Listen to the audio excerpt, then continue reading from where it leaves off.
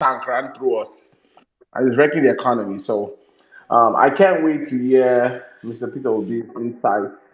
We know, his record of, creating jobs and improving economic numbers knows no bounds. So I'm excited. I can't wait to hear his thoughts on the economy and important issues going on. Back to you, Shadam. Thank you. All right, thank you very much, my brother. It's good to hear you. It's good to know how excited you are and where you want to come from. Okay, let's circle the mic. David, the big David, the defender of the new Nigeria movement. My brother, it's good to have you on the platform. It's good to share this platform with you. It's good to see and most especially acknowledge all the works you have been putting into to make sure that we hold leaders accountable. You are a hero to this movement. I say this all the time. And when I ask you, you always tell me, Saddam, if I don't do this, who will do it? And that always captivates my mind. My brother, it is good to have you on the platform today. I know it's a regular stuff for you, but I just want, if you are free to speak right now, I want to know how excited you are with what we're about to do today, my brother. David Hunde, if you can hear me, please, you have the space, my brother. Good evening. Good evening, Sadam. Thank you for having me. I don't know about excited, but it's definitely something that one hopes will continue to be a thing. I don't think, well, certainly not in my lifetime, I haven't seen where a leader, a Nigerian leader, and a prominent politician is this accessible to the people that he leads or intends to lead. So that can only be a good thing. And I hope this becomes more of a thing, not just with Peter Obi, but across the entire Nigerian government and political space. Because I think that divide that exists between the leaders and the led is in itself a problem. And I think this sort of, well, I don't want to call it a new breed because I mean Peter Obi is 61. You can't call him a youth. But this new form of leadership that we're becoming accustomed to, I hope it becomes more of a thing. And definitely events like this today, I think, are part of that ongoing engagement process. So full marks to him for doing this consistently. If I'm not mistaken, this is his third time of appearing with us on a Twitter space. So, full marks to him for that. And, full marks to you and the guys at Violence Radio for making this a thing. Because I remember just a few months ago, less than a year ago, when the whole violence space and Violence Radio thing began, it was almost like, it was kind of like a punchline almost. Not many people took it that serious, but in the space of just about a year, I was talking to someone whose name I won't mention. He's my guy in the media industry a few days ago, and he said, people whose names obviously I'm not allowed to mention, but people really high up in the government, in the military, in the media, in private and public sector, they tune in. They listen to the violence space. They listen to Violence Radio. Even if you might not be aware. So, what you guys have been able to build, I think it's amazing. And coming from the perspective of someone else who is also trying to build an independent media platform, I think it's fantastic what you guys have achieved. And it's very gracious of PO to actually agree to be hosted by independent platforms instead of doing the easy regular thing, which is do a TV interview, release a statement. I like the fact that he's actually leaning into the support base he has of young people, and long may it continue. Thank you very much, David. Thank you for the kind words. Thank you, because I'll say you are one of those people that we look up to, and you have pushed us also. Thank you very much for the support all this period, because it's not been easy also, and you know how it is. Thank you, my brother. All right, let me pass the mic real quick. I want us to go real quick, back to back to back. I don't know, N6, if you're ready to speak. If not, we circle the mic now to Ibrahim. Ibrahim, are you ready? Oh, you can feel free, Ibrahim. Ready. Continue. Hello. All right, okay. Ibrahim, good evening. So how are you doing? Good evening, everyone. I always excited to find myself in these beautiful people, very strong Nigerians, people that refuse to give up on their own country, people that didn't get that word that it's our turn. We can be favored. At least we are here to see what will favor everyone. I think the slogan is very nice to all of us that we are looking for a Nigeria that not work for few, but work for all. And I have known a lot of people here that have put a lot of energy.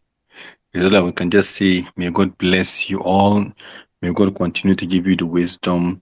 And I think I have been in this system and I've been close to politicians since 2007.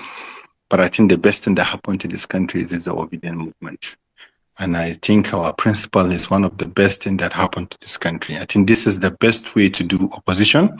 And then this is the best way to put people on their toes. And the fact and the name of the platform, Parallel Facts, I think that's what's just giving me joy all the time. If you come here on Violence Peace, you see statistics. Yeah, when Cecil opened his what do you call it, the Bible or the Google Bible. so what figures don't you give data? You give people energy for people to understand. Even if they are lying to Nigerians, when they are putting up their Muslim ticket, we tell them it's too toxic for this country. We tell them it's going to bring more hardship. It's going to bring whatever. There is no explanation.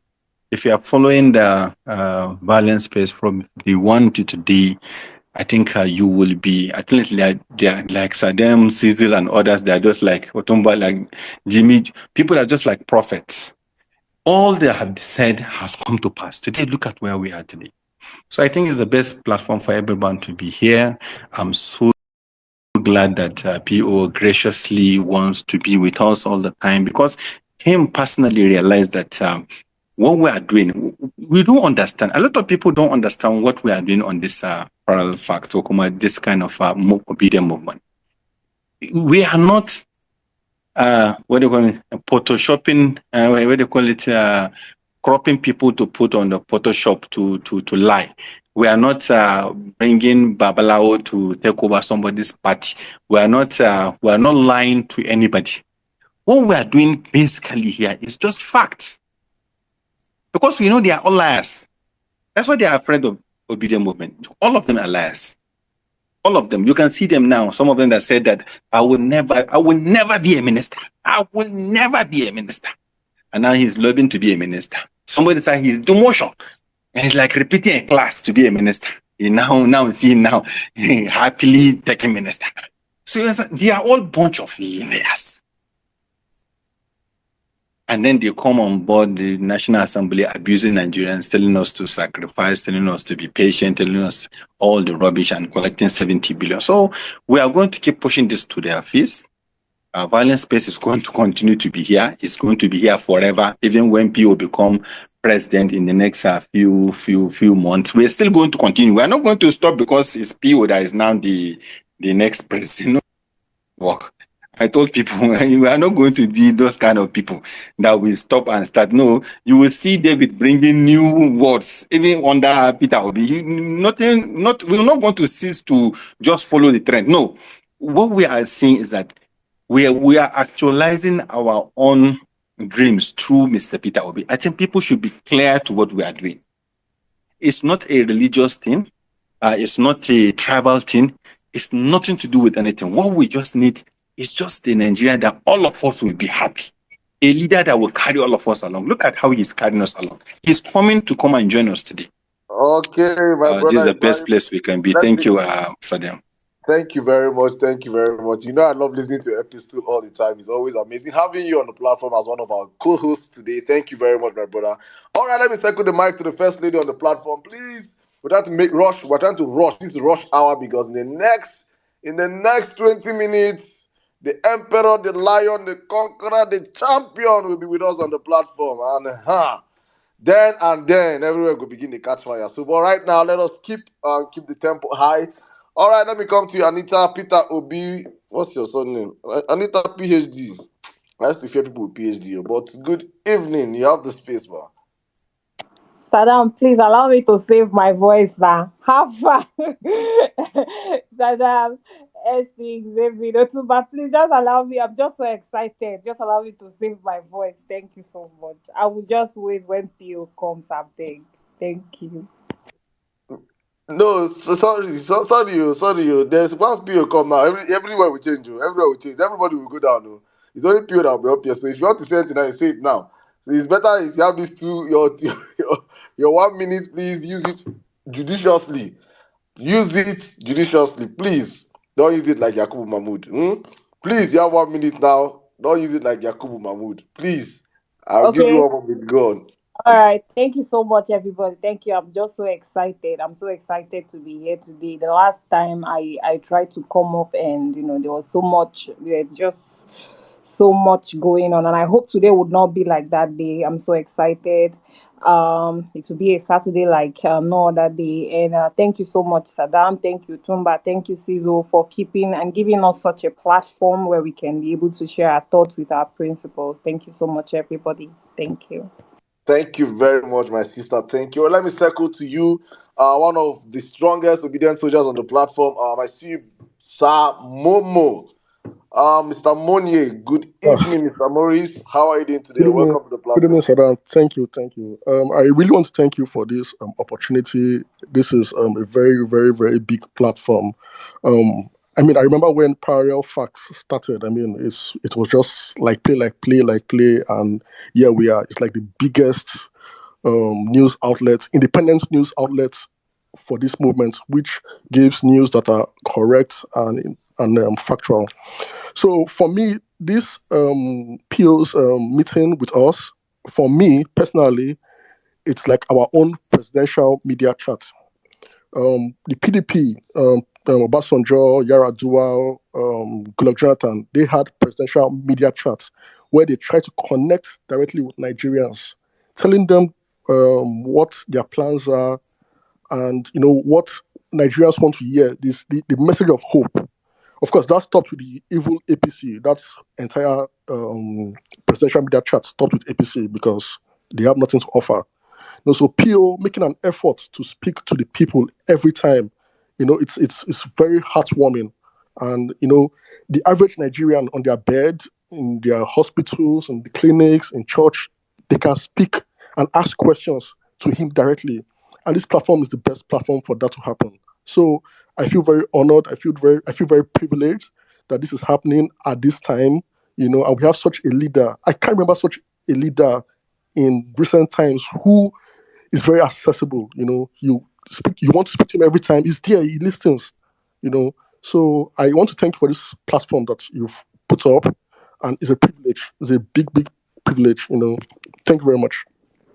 Thank you very much, my brother Maurice. Thank you for all you do. Thank you for supporting us from our baby when we're taking those baby steps. Baby steps. That word now is what when you hear baby steps now your head will be shaking. But thank you very much, my brother. Please, guys, I just want to say this right now for us to all understand how the space has been planned. We have selected some obedience, selected some Nigerians across the country that will start the space with us.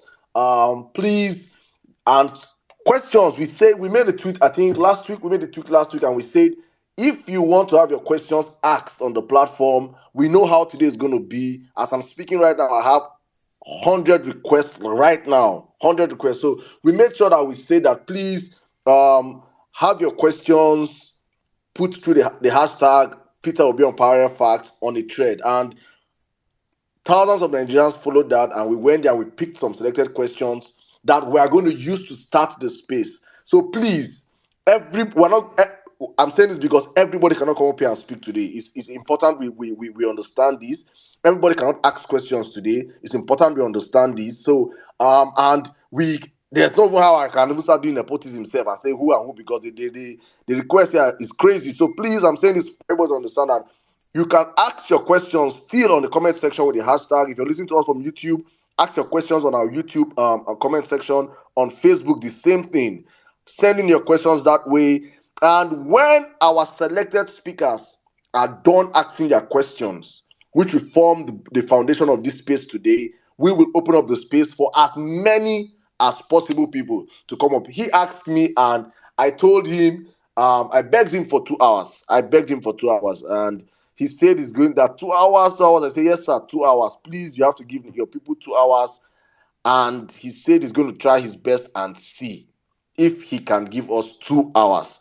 but we're not going to go above 2 hours except something special happens. So please, guys, I'm saying this so we can understand that not everybody's going to speak today. And I know the insult you guys insulted me the last piece. Please, I don't want to take that insult again. So it's important I say it right now. So please don't insult me at the end of the space. If you didn't get a chance to speak, it's not intentional. It's just because we cannot take everybody on the platform. Thank you very much. All right, I'm just going to drop all those as spoken right now and bring more people up. We need quick reactions. Just quick reactions, 1-2 minutes, and woo, thank you. All right, I think Sarima, good evening. Please, you can unmute and speak. How excited are you about the space today? Hi everyone. Good evening, good afternoon, good morning. Yeah, I'm super excited. It's been 2 months since I joined this whole space because I'm more of like an Instagram girl. So I'm really, really excited. I've literally been sending the links to all my cousins, all our family on our group chat. I was even trying to get my dad to make a Twitter account because I thought it would just be on Twitter, but then I found out that it was also going to be on YouTube as well and Facebook. So I'm really, really happy for the fact that you guys actually streaming it across all platforms. So yeah, I'm really excited. I literally can't wait to speak to our president. It's literally been a long 2 months of renewed Shege. I'm currently in the UK, but I can definitely feel it. I definitely have more, cousins, siblings, family people asking me for money because of, that the fact that they can't even afford to travel to get to school, that kind of stuff. So it's really, really sad, but I think at least people, a lot of people that actually supported Tinubu and were planning to move on initially, I think they're all seeing it now that this is not going to favor you and your family. Like, you have to support the right thing. So yeah, I'm really looking forward to it, and honestly, I can't wait. And one thing I would say is Peter B is definitely a man of his words. He said 2 months he'll be back, and exactly 2 months he's here. So, yeah. So thank you so much, you guys, for organizing this space. It's definitely, made me stronger. Because a lot of times there are people who, make you feel like you're crazy for supporting the right thing. But, this space has definitely made me feel as if I'm not alone in this journey. And there are definitely people who are like-minded like myself. So thank you so much. All right, thank you very much. Thank you very much, Sarima. Thank you for the kind words. Thank you. Please stay strong. We have a country to save, and we will do it all of us together. Thank you. All right, Ido, if you can hear me, please, you have the space in 2 minutes. Yeah, Saddam, good evening, good morning. It's nice to have you on the space. I'm just super excited right now. I'm here to just enjoy from the School of Politics of Mr. Peter Obi. If there's anything I've learned over the months from this man, is his integrity, his openness, his accessibility is top notch. And I think if we have heard a good leader like him over the years, we shouldn't be where we are currently today, because our leaders, have failed us in time past. They come with different campaign programs, but when it comes to execution, you find it difficult to even perform their tasks. So, but this is a man that he has been so committed to the movement. He has been an inspiration to many young people, not just in Nigeria, even over the world. I think there was a video, is in Syria alone, where the electoral officer, had to tell them to take exemplary leadership from Mr. Peter Obi, because they see him as a man who has, saved the democracy, not just in Nigeria, but in the entire Africa. So I'm here just to listen and, learn from the School of Politics. It's just nice to be here. Thank you so much, Adam. Thank you very much, my brother. Thank you very much. All right, let's move on real quick. Savik, you have the space, sir. Good evening. Good evening, Saddam. Good evening, everyone on the platform. Honestly, I can't actually, relate to how I'm feeling right now, because this is an opportunity we get from empathetic leaders that have, the well-being of the country at heart. And so PO making it another opportunity to be with us it is something that each and every one of us need to savor. Because, like Maurice Munye said, it's not all the leaders that we have currently in Nigeria that that have that opportunity to talk to Nigerians. And so when we have this great opportunity to see someone that wants to see Nigeria move forward, that wants to see Nigeria work, let's actually appreciate it. Let's appreciate it because it is something that we've not seen before. And so I'm excited. I'm excited because this man that we're about to listen to is actually what this time requires. This is actually what Nigeria requires at this moment.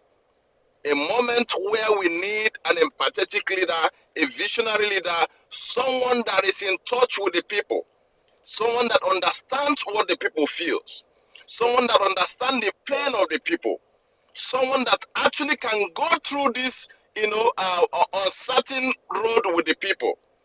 And so I'm excited. I'm going to be listening to him. Again, I want to thank him for the opportunity given to the young people and indeed every Nigerian around the world to actually learn one or two things from him. I was just kind of pausing to reflect on the birthday wishes that he wished Governor Soludo yesterday. If you look at that you would understand that that's actually the least, reaction that he got from majority of his tweets. But that goes to tell you how this man sees politics. He plays politics without bitterness. All he just wants to see is Nigeria that works for everybody, where everybody has the opportunity to actually make it when you try. And so I thank him for the opportunity given to us again, to hear from him and to learn from him again. Thank you, Saddam, for everything that you provide for us for this platform. All the best.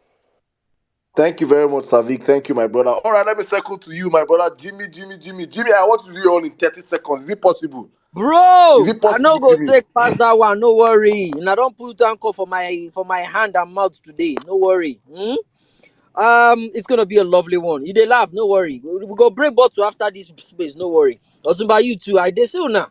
All right, guys, it's gonna be a lovely one today, as usual. I'm just disappointed that we have over 5,000 people here and it's only 394 retweets. Come on, guys! Already, we are trending as the third worldwide. The first one is Alien Chain, second is Cool, and the third is Obi is coming. We can do this, please, guys. It's gonna be here with us in the next couple of minutes. Please retweet the space. Back to you, Saddam. Thank you very much, my brother Jimmy. Thank you so much. I think I told them not to retweet the space actually, so don't blame them. I said we should wait until Peter comes in, then we can do that. All right, let me circle to you, Baron. Baron, please, in 2 minutes, please, you can come up right now because in the next 6 minutes, the space is going to take shape, please. Thank you. Well, thank you, Parafa. Thank you, Saddam. Thank you, everyone, for coming to listen to our candidate. I just want to make this announcement before we go to what's happening. And many of us here, we love to hear P2B speak. And I know there are a whole lot of information that he's willing to share with us, and it's an interesting moment. Now, for those of you who are not aware, we have a class action against INEC. If you look at my pinned thread, you will see the information there. It's important because our class action is the first of its kind. Nobody has sued any government agency in the past. And we think it's important not only for us to reclaim our mandate, but to hold INEC responsible for what happened prior to the election, at the time of election, and also to account for the 355 billion taxpayers' money. It's your money as mine. If we leave it all about claiming our mandate, then we are not active citizens. We no longer need activists. What we need is active citizens. Let us come together and begin to hold government agencies to account. It's very important. I'm calling as many as can to join us in this movement. We already have a case in court. As much as we can, people should support us. These things cannot be done by us alone. It's called class action. And if you're dealing with somebody like APC that is in power and INEC, you must try to make it as class as possible, which is the general, propelled by the general public. Thank you, Saddam, once more for giving me this opportunity. I can go back to the listening section and let our president serenade us. Thank you very much. Thank you very much, Baron. Thank you. Please, guys, please hit up with Baron. Let us get our class action moving. Thank you. All right, please. I have Mr. Najib Bello. You have the space, please, in 1 minute. Mr. Najib, are you there? Yes, I'm here. I'm here. Sorry for taking time. I was trying to type a tweet. Thank you for having me here. I'm just going to be brief and say I'm happy to be here. This is my first time. But I want to know, how are we sure that the plans that Peter Obi is discussing here and possible policies and execution is not something that the current government will go and copy and fumble those ideas and make it look like Obi doesn't know what he's saying? Because, for instance, look at what they did with fuel subsidy removal. Obi already said he was going to remove fuel subsidy. Atiku said he was going to remove fuel subsidy. But these people took that thing and they fumbled it from the very first day. My brother, you're And the truly next thing new they to this started telling platform. Nigerians was that they started telling Nigerians that, oh, see, even Peter Obi said he was going to do this same thing, which was a lie. It wasn't the same thing he was going to do. So how are we sure that if we open up these spaces and Peter Obi is talking about his plans and his ideas and policies, these people won't take those plans, policies, and ideas and go and mis-execute them and say, is it not the same thing this man said he was going to do, we are doing? Don't We worry. have a Thank you, simple Mr. strategy Najib. here, Nigeria. Thank We you. have a simple strategy here. All We right. do not discuss strategy on this platform. So have no fear of any of that happening. Thank you. Thank you, Najib. Another thing I say is, well, you can always copy an idea, but if you don't have the brain to execute it, you will always show. So that's not even a problem for us. Let them copy it. Nigerians will always see that. Yeah, Yeah. my concern with people copying your idea and fumbling it is that the general public may begin to doubt that idea was any good at all, because I've seen so many videos were shared when they messed up the whole fuel subsidy removal. The next thing they did was they started publishing videos where Peter Obi said he would remove, Najib, let me help you. Probably when Peter comes up today, of which he's already up here on the platform with us, he's going to explain to you the difference between original and photocopy. I think he will do that better for you. So just calm down, and I think. Thank you. Thank you very much. All right, guys. Right about now, before let me do something special. I think it's important we do this. Thank you guys, every single one of you, for joining us. All right, Jimmy, hit us with that, please. Go on, Jimmy.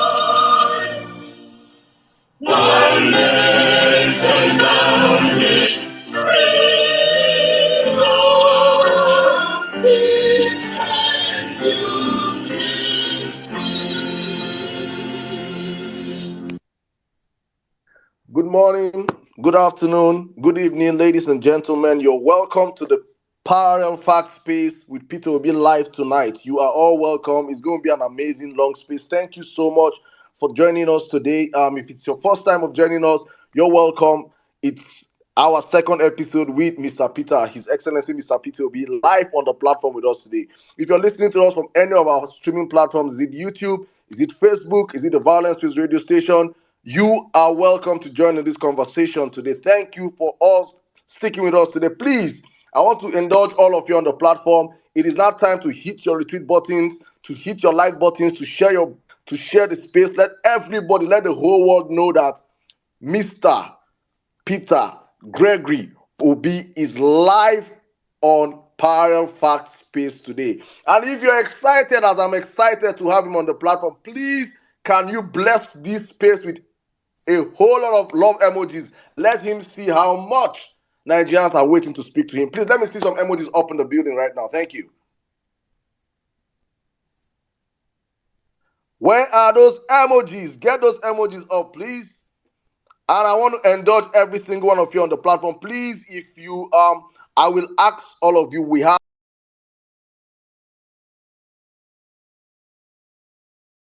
over 100 speakers right now. I'm asking for the mic. Ask questions, and when they are done asking their questions, we are going to open up the space for every other person to come up and ask questions. We want this space to be well planned out. Please, it is important to understand this. So if you don't get to come up right now and speak, do not worry yourself. Do not don't shake. We're going to have everybody come up here to speak. But if your hands are too busy, if you're so impatient like I can be, please and please, you can hit the comment section and write your questions down using the hashtag Peter Obi on Parallel Facts. Only questions with the hashtag Peter Obi on Parallel Facts will be asked on the platform today. So it's important we set these ground rules for everybody to understand what we're doing today. Thank you to every single one of you that are up here on the platform. I have, before I jump into the space, this is Parallel Facts. It's an independent news media, a new media out there that is just for real news. We're all about giving Nigerians and the world in general real, verified news. And it has been born out of the desperation of bad news, bad reportage, bad journalism in the country, whereby fake news had become an in thing, and we had to step in and say Nigerians needed an alternative platform whereby they can hear real news as it breaks. So we are a new platform. Please, we need all your support. You can follow us on Instagram. You can follow us on Twitter. You can follow us on Telegram. We are on TikTok. We are on Facebook. We are everywhere you go. So please hit the like button, share the space. Let's get people into the building today. Mr. Gregory Peter Obi is live with us. My happy point right now is that for so long we have been a people whereby we are easy to please in Nigeria. We are very, very easy to please. I say we are the easiest people to please in the world. You just build a 1 kilometer road and they're already hailing you. You put street lights as a politician and people are already praising you. You don't even we can witness 8 years of a government whereby not for once did we have a press briefing from the presidency to talk to the people. We did not see that for 8 years, and Nigerians were satisfied with that. And we are seeing right now a new breed of politics whereby a man has brought out himself and said, I want to talk to Nigerians. I want us to have a new country. I want us to run it this way. And he has made himself available. Despite his busy schedule, he is here with us today. He came here 2 months ago, and on the space, he said something, and I was like, are you sure, sir? He said, well, let's make this a bi-monthly event. I will be back here with you guys 2 months from now. And I was thinking, normal Nigerian politicians, let's just do this one and run away, and probably I will come back or I might not come back. And I was saying, am I sure this man is going to come back? I was thinking, but, and he's here. He reached out and said, Saddam, we are coming back for that space. Are you ready for us? I said, sir, we are ready for you. Nigerians are ready for you. We have seen and witnessed 60 days of renewed something. I can't even call the other part of it, but you understand what I'm saying. Nigerians we have seen it. We are in it. We're in it for and it's something else. I don't even know what to say. But sir, on the platform right now, we have a diverse pool of Nigerians from across the country, from the south to the east to the west to the north. Everywhere is amply represented on the platform right now. We get everybody here up here, and they'll be asking you questions. And with me to do this space today is my brothers. You all know David Hundeyi. As long as you're in Nigeria and you're not living under the rock, and even if you're living under the rock, you must know David Hundeyi. You know David Hundeyi. We all know David Hundeyi. David Hundeyi is going to be co-hosting this space with me. They call me Emir Saddam.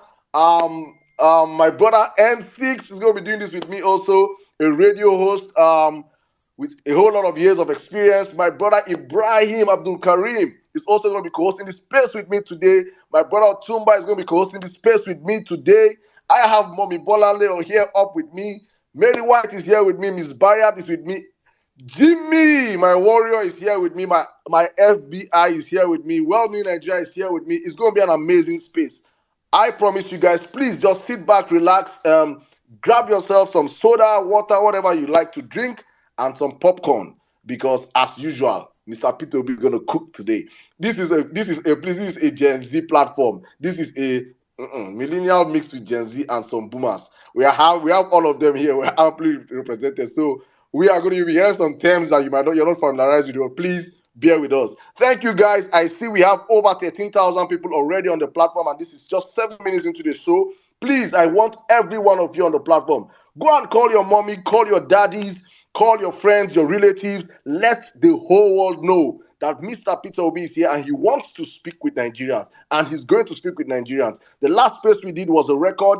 I think we can do more better today. Please, everybody, hit your phones up, get your people out, let them join this conversation. If they're not on Twitter, we are on Facebook and we are on YouTube. We are streaming this space across the Violence Radio station also. So we are everywhere. There is no hiding place today. This information has to go out. So please, I indulge every one of you.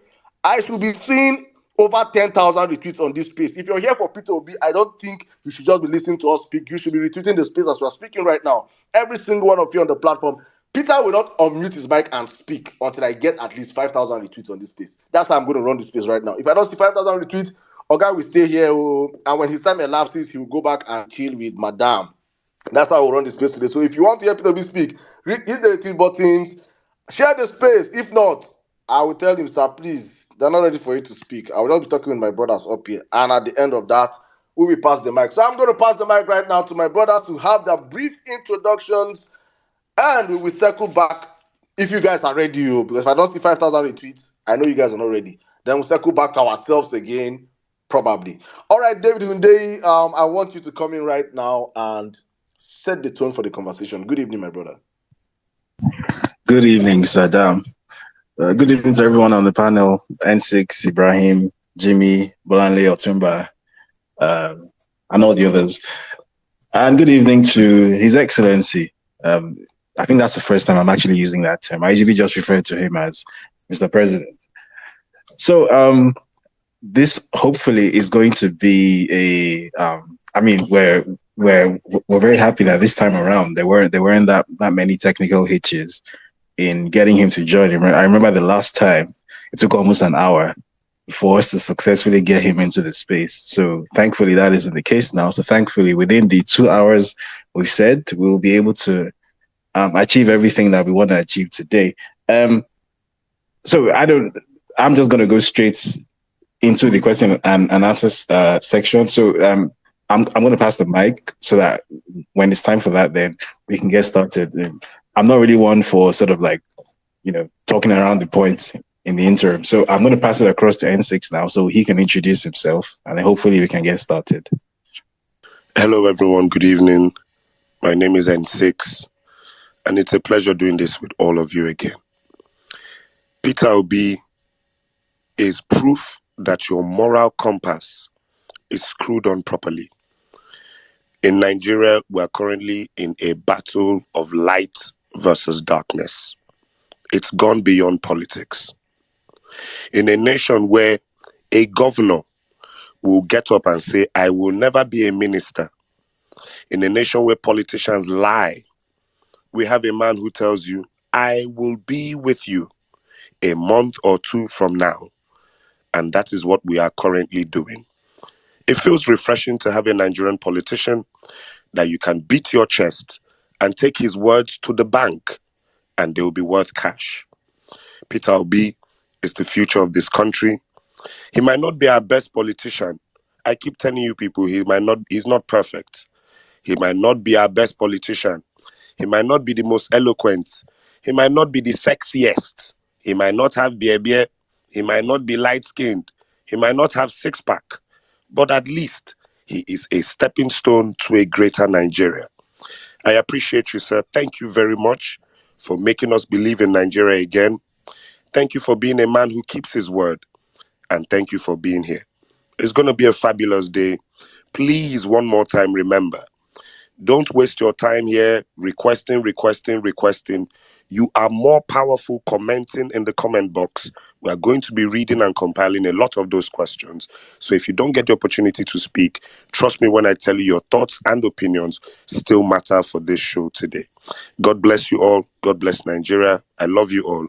Let's have an interesting show. And please retweet this show. The last time Peter Obi was here, I think we were the 7th greatest Twitter space in the world.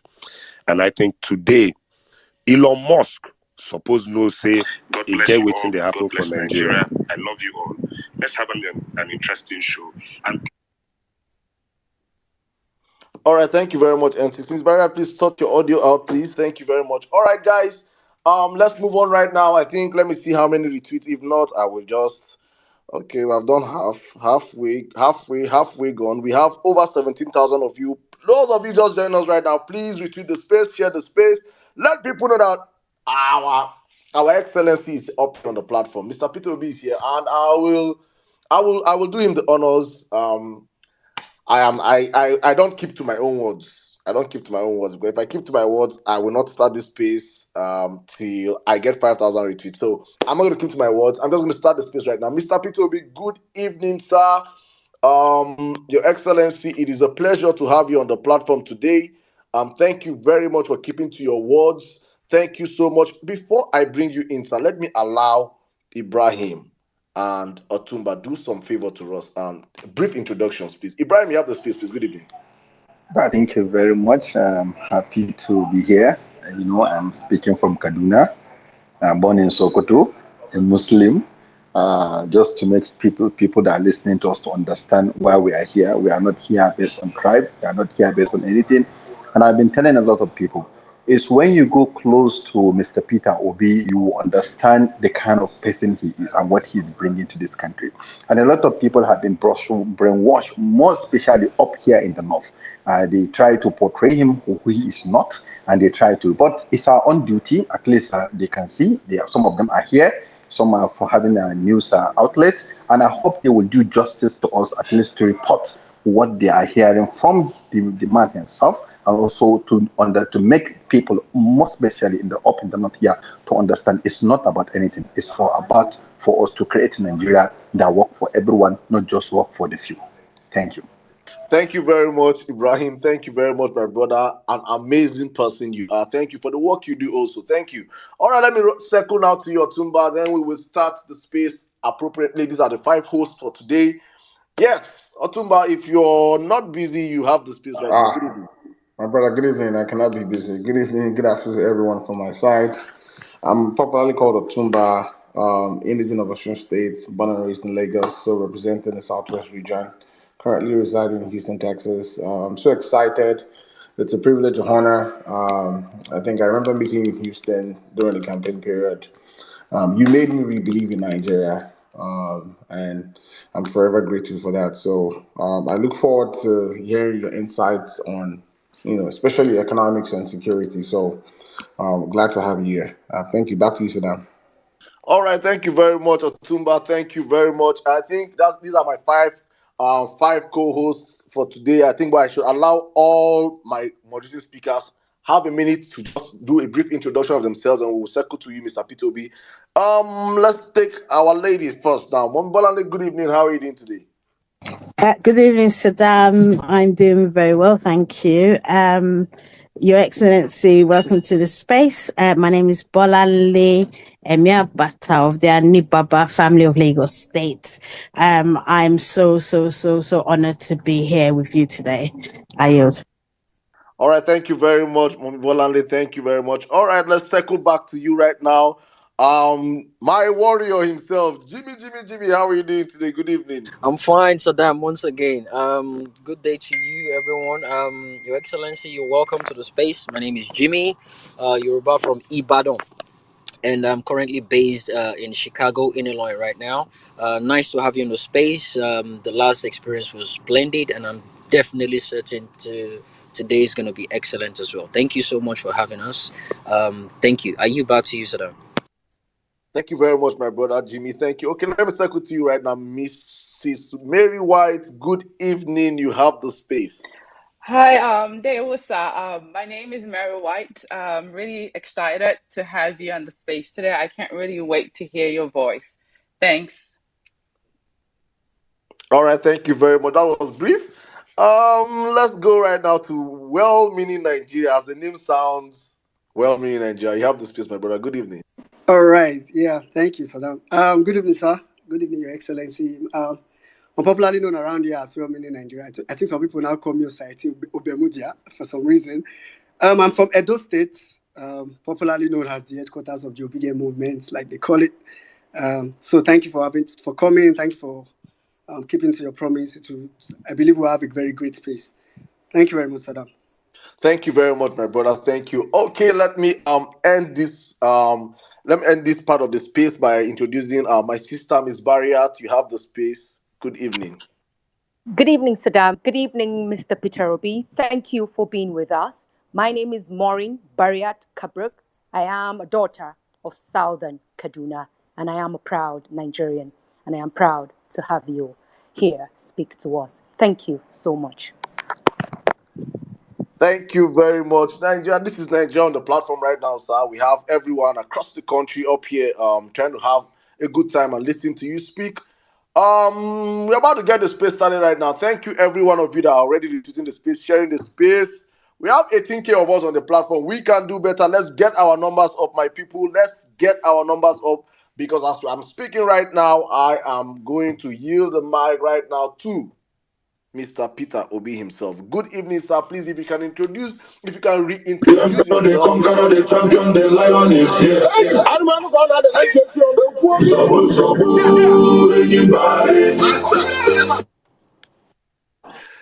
Thank you very much, Jimmy. That is what we know you for. Mr. Peter Obi, you have the space. Good evening, sir. Welcome.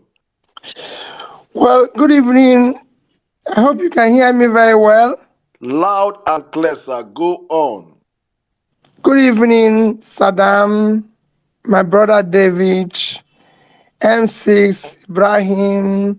I have a lot of brothers there. Ibrahim Otumba, all of you, Bolanle, Jimmy, Mary White, well-meaning Nigeria brand. Let me say I'm sincerely grateful to be part of this again. As I said before,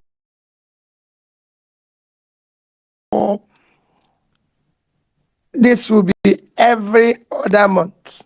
When I was campaigning, I maintained that if I'm elected, I'll speak to Nigerians at least every month, where I will spend 2 to 3 hours to take questions, to be able to explain to Nigerians what we are doing, and make our time to listen to different segments by touring all over Nigeria to listen to them, because for me, governance is demand-driven. The people must say what they want. You must listen to them.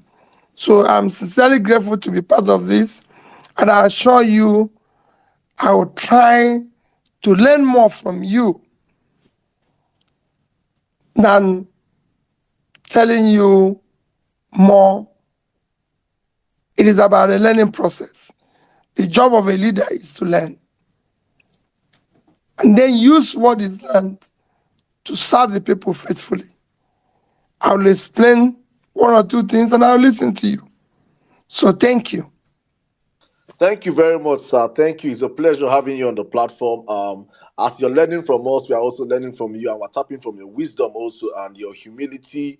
You're an amazing person. God bless you for all you do for the country and the sacrifices you've brought yourself out in a time like this. To get the whole space started, I want to set the ball rolling and get the conversation started. I would love to personally ask you a question before I pass the mic on to my brothers to start this question and answer session with you. So Nigerians, please, if you have questions for Mr. Peter Obi, please, it is important you put your questions in writing in the comment section using the hashtag Peter Obi on Parallel Facts. This space is brought to you by Parallel Facts Media. Please, it is important you put your questions using the hashtag Peter Obi on Parallel Facts. So I want to ask you a question. Let's get this started. Thank you one more time for keeping to your words, because it is a word, it is an unknown thing for Nigerian politicians. But let's start this way. We have seen in this current, albeit temporal administration, the increase in hardship in the lives of Nigerians due to the immediate implemented policies of the current administration. Sir, they have come out to tell Nigerians that these are baby steps and much needed sacrifices that we the people have to pass through. But you see, we have not seen these men take any steps themselves. You know, the political class, they have not cut down their excessive spending and their luxurious lifestyle. We saw the Senate president, drive, and he made a mini video, some short video clip for Nigerians showing himself driving executive cars, coming out from his, stepping into his office. We saw the Senate also recently passed a $800 million World Bank loan and a 500 billion naira fuel subsidy palliative. They shared that money, 70 billion to 500 of them. They gave 35 billion to the judiciary, and they said 8,000 naira should go to 12 million Nigerian families. There was a backlash by Nigerians, and they had a backtrack on their decision. I don't know what they're doing with the money right now. But my question to you is this. They have told Nigerians to sacrifice, and Nigerians are sacrificing. You can see the hardship.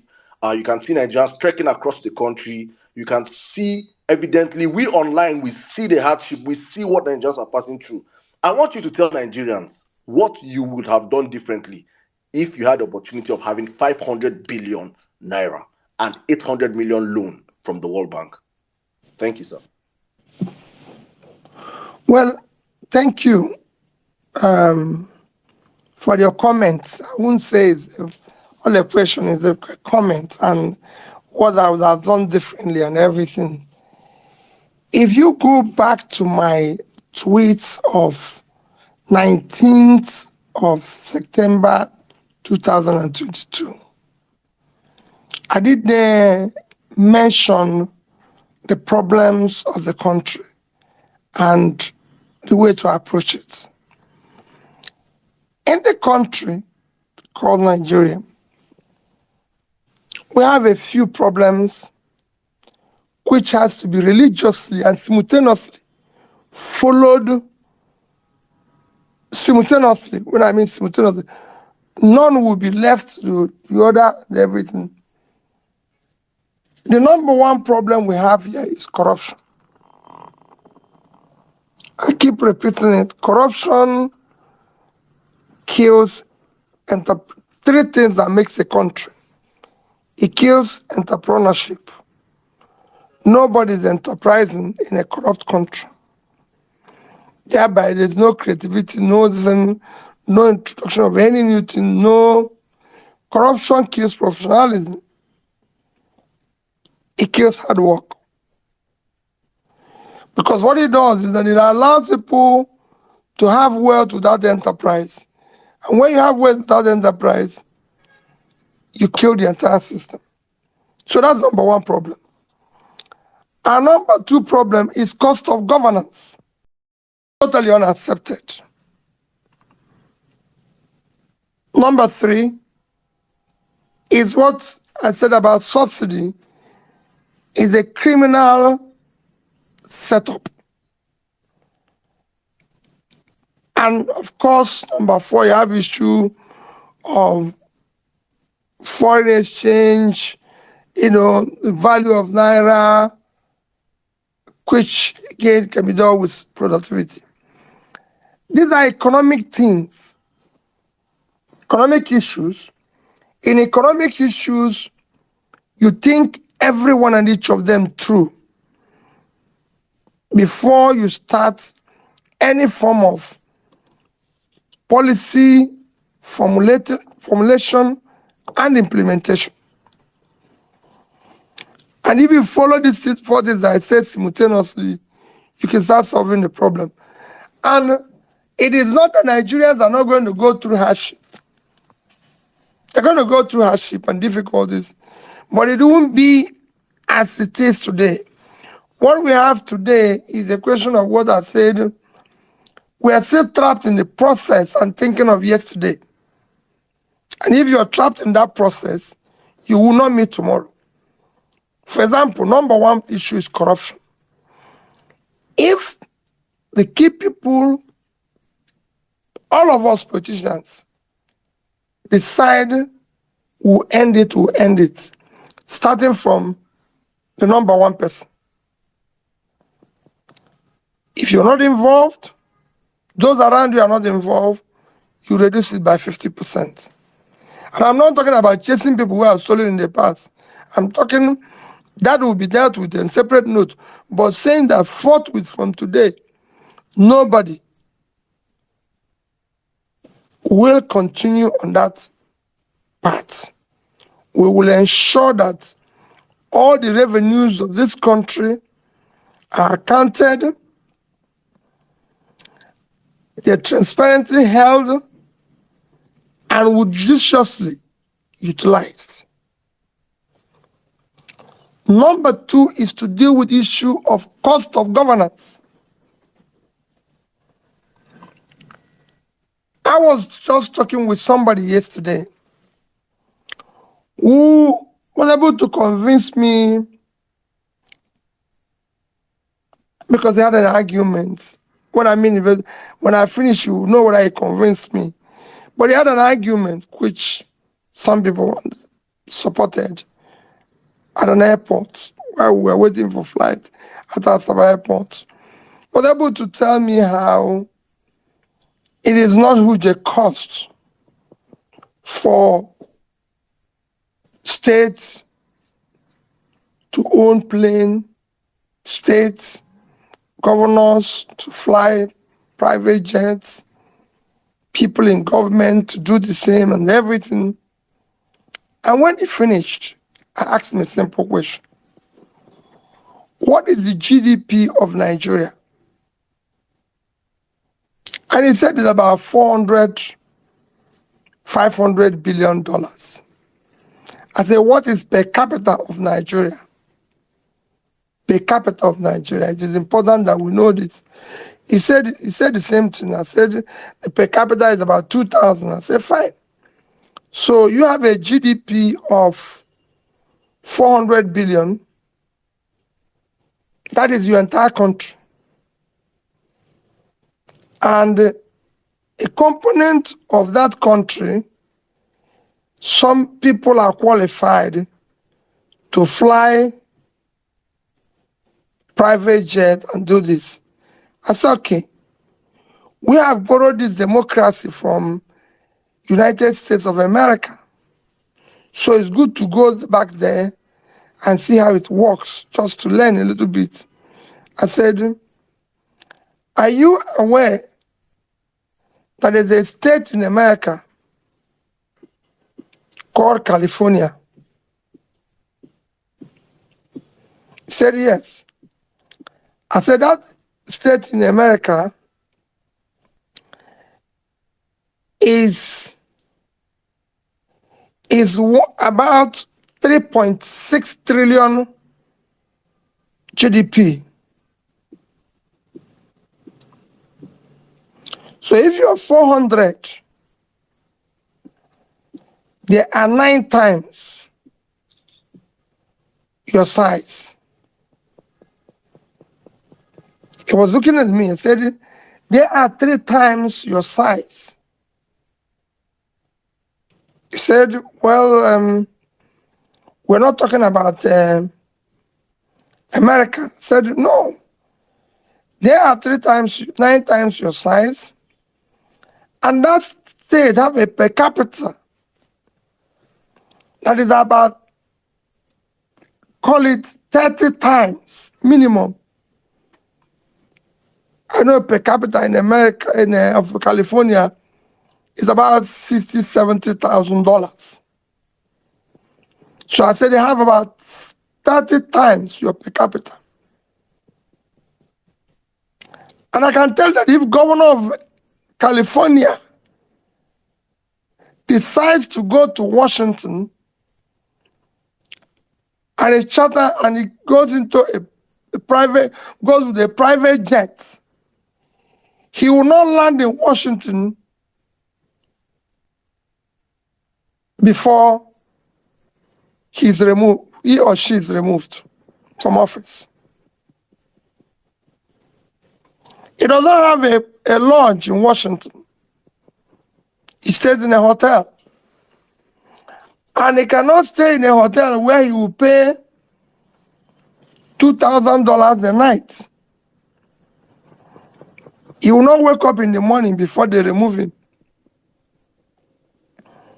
That man or woman will not be seen in streets of LA with 10 vehicle convoy. He will go the next day. So that's the things you see. So these are things we need to deal with. And then subsidy. Asset is a criminal setup. And I thank Governor Issa Yaguna, who came out recently to say that somebody, a friend of his, came to him and said he's tired of making money from this. My dear people, you know what it means for somebody to say, I don't want to continue this style of making money. That this subsidy is a crime. And we must stop this crime. I think if I was in government, I would have invited Issa, my brother, and kneel down and beg him to introduce this fellow to me.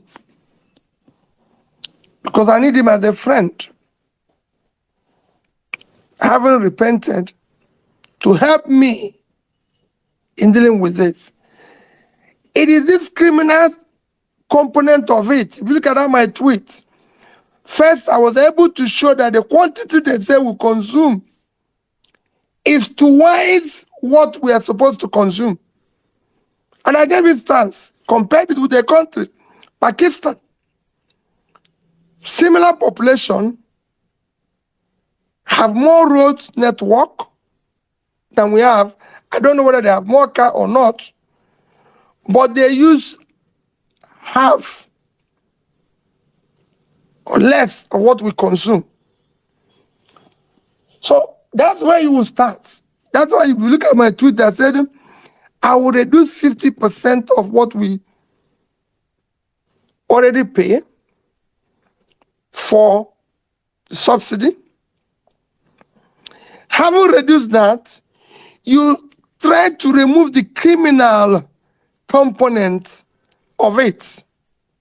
By the time we finish with all this, you will see in a clear, verifiable figures what is the actual subsidy we're paying, which at this time, having removed the corruption, having removed the criminality, will be far less than what we were paying. You now say, I'm going to take away component of this. In the meantime, I said, I'm going to remove it. I'm going to take away component of this in the meantime. So this fuel is now, say, 190. We're not going to have it at 350 or thereabout, or 400, as the case may be. And this again, further, this is what we are going to save. This is a new thing you're trying to do. You must be transparent, open. People must see it. They must feel it. We are going to save this. And whatever we save, we are going to apply it in critical areas of development. And these are as follows: education, health, pulling people out of poverty, resuscitating our infrastructure. And we're going to have it for this period. So we have moved from where we are to this new place. It's going to be difficult, but remember that we all said we are going to sacrifice. Because we have now tamed corruption, because we have now removed the wastages in governance and people are seeing it, and you are now coming into trying to manage this subsidy situation, there's more beautiful facts. So, like we said in the first 1 month, we've saved 400 billion. What did we do with it? Where did we take it to? Are we going to say, okay, 8 months, because they say we are owing them 1.1 billion or 1.1 billion? Okay, in 2 months from our savings, I'm going to clear that. All right, so Are we going to say? I would like to make it in a way that you don't touch on education, because we have people that have questions for you on education. No, I'm not touching education. I'm just giving you an example. I'm just going to say where you're going to play, because you must tell us what we saved, what is going to go. Are we going to say the most important where we get this money we share is a place like Niger Delta? They have one critical road, East-West Road. The last time I checked, we need about 300 to 400 billion to complete it. This is our saving. We are throwing it into East-West Road, so these people can see it. These are things we need to do. These are the different things we need to do. Saddam have governed the state. It was difficult. But what I told the people is that this must be demand-driven. Whatever you think Peter is not doing, or where he's saving the money or taking money, it must be applied to where you see it visibly. And the moment the people started seeing it, even politicians on the other side started working with me. So, thank you. All right, That's my initial introduction. Thank you very much, sir. Thank you very much, sir. All right, let's move on real quick. I think David fell off. David, if you're on the space, please. I don't know if you can. I can't see you. I think I saw you and you disappeared. So I think I'll come to N6 right now. N6, you have the space, please. You can go on with your question. All right, sir. Good evening, Your Excellency. You're one of the few Nigerian politicians who answers Your Excellency, and in all your doings, you have remained excellent. My question has to do with education. With all the problems Nigerians are going through, about a week ago, we saw an increase in school fees nationwide at all tiers. Increase in Unilag school fees, increase in school fees for Unity schools, secondary schools. As a governor, one of your biggest milestones was in education. It's one of the proudest legacies you left behind as well. How would you have handled the Nigerian educational system, this rise in school fees prices, and just, if you can answer this in 5 minutes, I won't mind. Thank you, sir. Okay, very quickly, my brother. As a country, we have universal basic education. That means that the primary up to year 9 is free. The basic education. I've always argued that it should be primary and secondary school. For me, that's what it should be. Should be free. As you know, the most important yardstick, tool, critical, whatever I call it, measure of development today is education. The more educated you are, the more developed you are. The only difference between developing, and underdeveloped countries is education. That is the measure. Because people look at your human capital, which today you could see we are in the lower, we're one of the worst. People look at what you're doing in education, you're funding everything. So for me, when I mention issue of savings from subsidy, after you've done the right things to make sure that it's not where we are today, your investment should be in that critical area of development, especially in the north. But it's all over Nigeria. You need to invest aggressively in education, in health, and in pulling people out of poverty. We started with education. So for me, the basic education, which is primary and secondary school education, will be free. I will work with the states to fund it aggressively.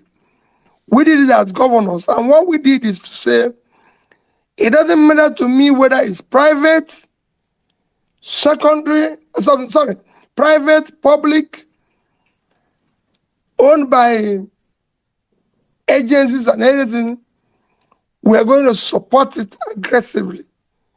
And that is what we need to take back. Encourage those in private, encourage them, just do whatever everybody is doing all over the world. How much do we spend per child? It is critical, it's important. On the tertiary, especially university, yes, I said we have to have different models, which we must do. The government must state, this is our contribution, which will be very clear annually to support university education and going to universities based on their population. Thereafter, there will be another component which must come because corporations today need those human products as part of their own production system. There will be those taxes you're collecting for education must go into supporting tertiary education. And then you now come with the component which you mentioned, issue of loan. It won't come in straight away.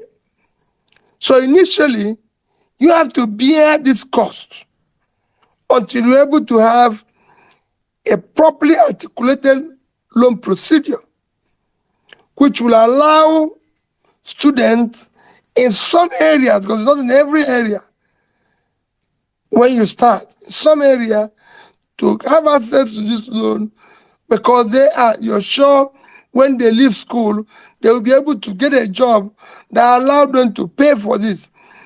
With all this combination, you're going to have a better educational system, a quality educational system, because you're not going to have a situation where teachers are going to be trained, the right equipment for teaching at the primary distance. Then at university level, lecturers, everything, they can hire and do this and all that. Not a situation where I can tell you some of the people who are giving job in various universities in Nigeria in the past 2 years have not been paid anything. And they're lecturers. Imagine how they're lecturing.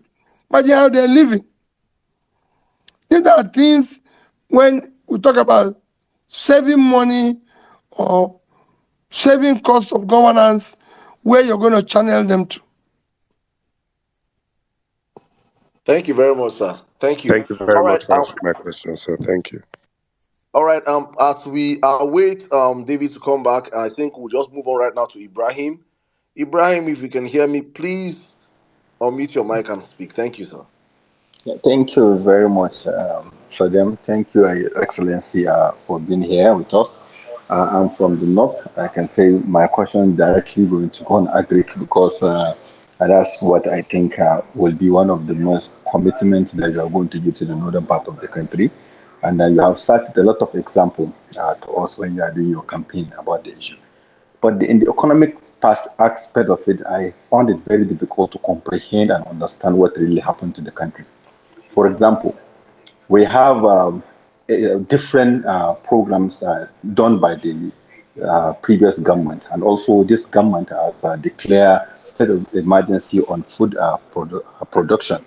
And my worry is just that before they said we don't have fertilizer blending companies, they are just like 3 or 5, and they have like 50. But the cost of food in the market is still high. So I want to relate what is the input government putting into the system, and also food is getting more expensive. Let me give you another example. We have more, what they call them, rice millers now, in almost getting in hundreds of them. Which one of the rice miller, as you said, you are part of the people that helped him to develop. And then this government, the previous government of APC, put a lot of money into it. So my worry is that rice is still very expensive. It's not affordable to the young guys. It costs almost about 43,000 naira per bag. Fertilizer is costing about 30,000 naira per bag. And the insecurity in the northern part of the country, if you can see Zafra and other places, people have to pay tax for them to do their to go to their farm.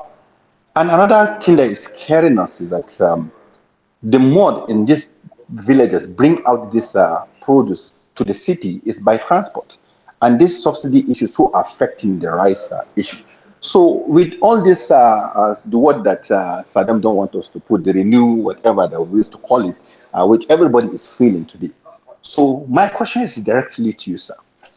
Help us to understand the economics. If it happens that you become the president in the next 2 or 3 months, what will you do different so that at least this rising cost of food would at least go down for Nigerians to benefit from being a Nigerian that have a very wide and very big fertile land for us to do agriculture? How do we get this food? Because food is the main security that we can have, because even the education, everything, we need to get food.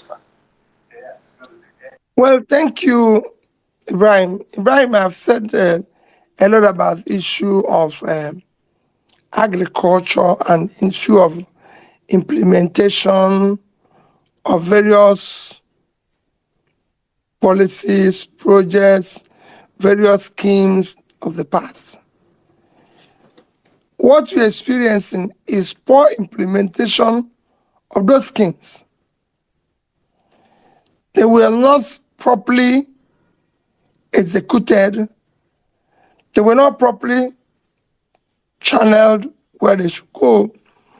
They've all become transactional schemes, transactional policies that went into the same tunnel of corruption. So in the end, they actually, instead of helping to ameliorate the situation, worsened it. The North I've said is going through a major problem today that is bordered on poverty, mass poverty. And if you want to solve that problem, you have to pull people out of poverty, and agriculture is #1 item to solve that problem, because there are vast uncultivated land that we need to cultivate. Nigeria can make more money from agriculture, can earn more from export billions of dollars from agriculture that it presently earns from oil. And I've given several examples, which I don't need to go back into.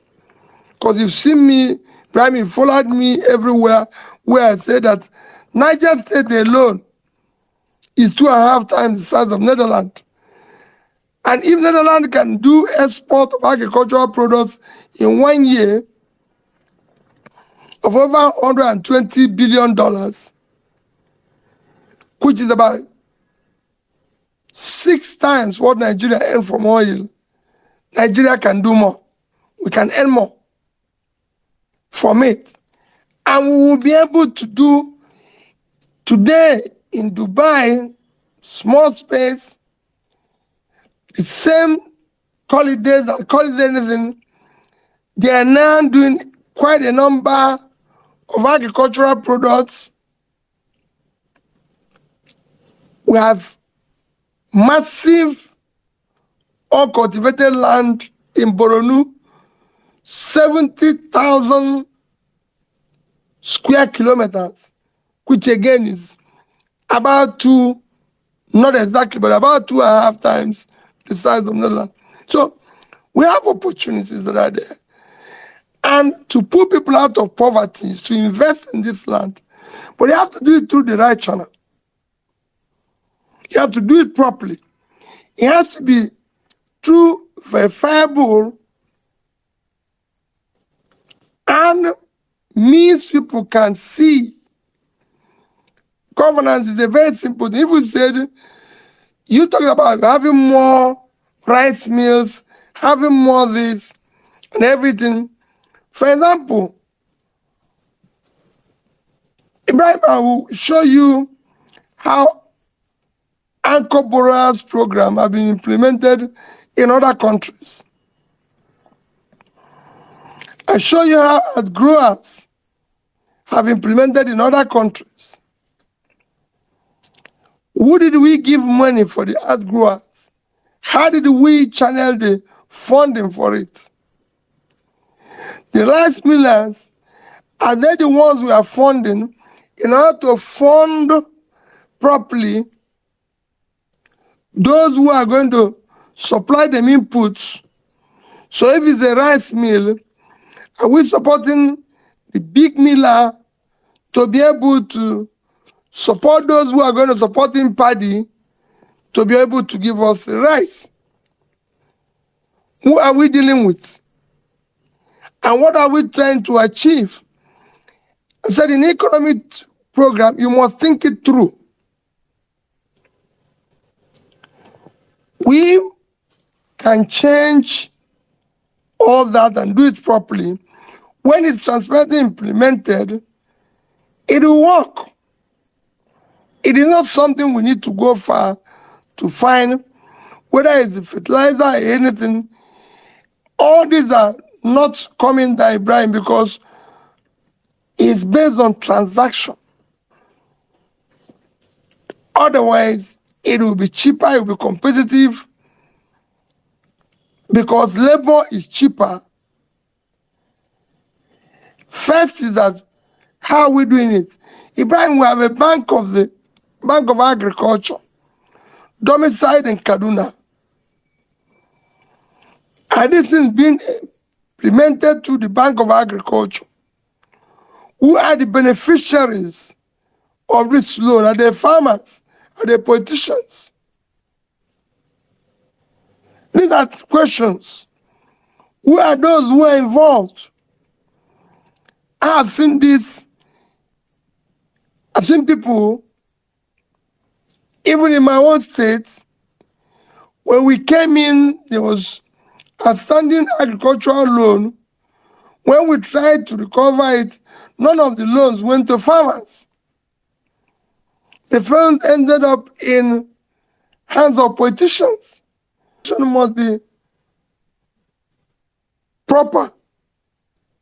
It must go directly those who need it, and it must be followed up to ensure that we're getting value for that. If we do it, the prices will come down. We'll use it to pull people out of poverty. We will do more. Ibrahim, you know we've been to, and I'm sure you can still do it today. Go to prisons and see those who are involved with kidnap and killings. They will tell you how much they are paid for an operation. It is 30, 40, 50,000.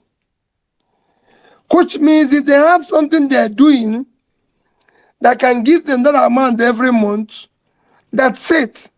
The more you pull people out of poverty, the more you reduce the criminality. This needs to be properly implemented. This must be preached. Thank you, Brian.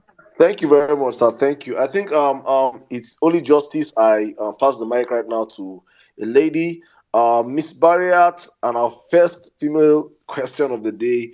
Miss Barriat, if you can hear me, you have the space. Good evening. Hi, Saddam. Can you hear me? Loud. Perfectly. Hello, can you hear me? Loud and clear. Go on, please. Perfectly. Continue. Hello, can you hear me? Yeah, Ms. Barrias, we can hear you. So, good evening, Your Excellency. Okay, Saddam, she might need to log out and come back as I again. always refer to you as my president. So, as I am here, I am speaking to my president, and I believe every other person listening to knows that we are listening to our president speak to us, the man we know we voted for on the 25th of February. Here is my question, sir, just to follow up on what Ibrahim Abdul Karim has already asked you. I am a trader, just as you always introduce yourself. I am in the agricultural sector. I trade in fruits and veggies. And one of the biggest complaints that a lot of the farmers with right now, always talk about has to do with logistics and multiple taxes that they face from the farms to the market. So my question to you, Your Excellency, my president, our president, how would you handle the issues relating to the logistics involved in transporting food from farms to around the infrastructures and the multiple taxation that these drivers and farmers face from to the market? Thank you very much for your time. Thank you, my sister, for that question. I know Ibrahim mentioned it. First, let me start by answering it. Since that at times I just get, how did we arrive here? If the colonial masters was able to build a rail in the 60s to make sure that they transport the food from the north, Kanu, everywhere in the north, to the south and to export. What has changed today? These are 60s. I went to southern Kaduna and I saw rail in Kafanchan. Somebody said to me from Kafanchan, they used to load agricultural products that go to Lagos. If that happened in the 60s, why can't we do it today? On the issue of multiple taxation, all those, again, is bordered on corruption and transaction, which when you are determined to eliminate it, will be able. Where are the corporations which government can support and be able to get, by the time you have proper support that are channeled in the right direction? A Bank of Agriculture is in the north supporting all this, where there's stringent rules that nobody can play with. So you get it solved. And then because you're interfacing with these farmers like you, because like I said, it's a learning process too. Because the government is determined to do it, they will listen to the farmers. Yes, there's issues of insecurity. Ibrahim mentioned the farmers can go to farm. Yes, that is number one job of government, to secure the people. So if you're determined to do all this, we've spent enough money in security. I do not see how non-governmental actors will be more active, more daring than governments. It is because what we spend in dealing with insecurity are also somehow immersed in this transactional life. You just criminalize the place. So this is time to do things now differently, involving all levels of government, from the community level to local government level to state level to national level, with clear mandates, clear implementation plan, that at any time there's a problem, all those involved will be dealt with. If you do that, you see it differently. When we lend money to farmers, it will shock you. Jenny farmers in Anambra State, we were able, apart from flooding, which occurred a particular year, to recover about 70%. Flooding came and worsened it. When we lent the proper farmers, we were able to see increased production, and we visited them. So it's not just me sitting down in Oka saying, we're giving money to farmers who came to Oka. No. We went to their local government, went to their villages, we went to see everything. So when they had flooding, we were able to intervene to even save those who had loans from other areas, because we could see what they're doing. And again, to build the proper infrastructure that gives them access to the markets. And all these are doable if we're determined to do the right thing. All right, thank you very much, sir. Thank you. Ibrahim, you say you want to have a follow-up question on agriculture real quick? Not a follow-up question. It's just for me to testify to what our Apple Hetty is saying. For example, in Kaduna and also in Sokoto, I've seen these roads. They call them the agriculture. It's a fund for in the agriculture department in the Ministry of Agric to develop rural roads. But in my area, for example, in Sokoto, I think Locust Guiwa, I have seen a project given to one of the directors stayed around that place, and they built the road. As I talk to you today, anyone that is in Kaduna, if you know the house of the immediate former agri minister, if you go there, you will see the road being done with that kind of fund. So I think what Mr. Pio is saying is really true. Most of these funds end up in the pocket of politicians because they are not doing the right thing. So money and system and document has been designed to help Nigerians to make sure that this food has become a little bit cheaper. But because this money end up in the pocket of people, this is just the intervention I just want to give. Thank you. All right, thank you very much, Ibrahim. Thank you. I think Otumba, you're meant to come in now with your questions. I don't know if you're ready. Yes, I am. Yes, I am. Thank you, Your Excellency, sir. My question is still on the economy.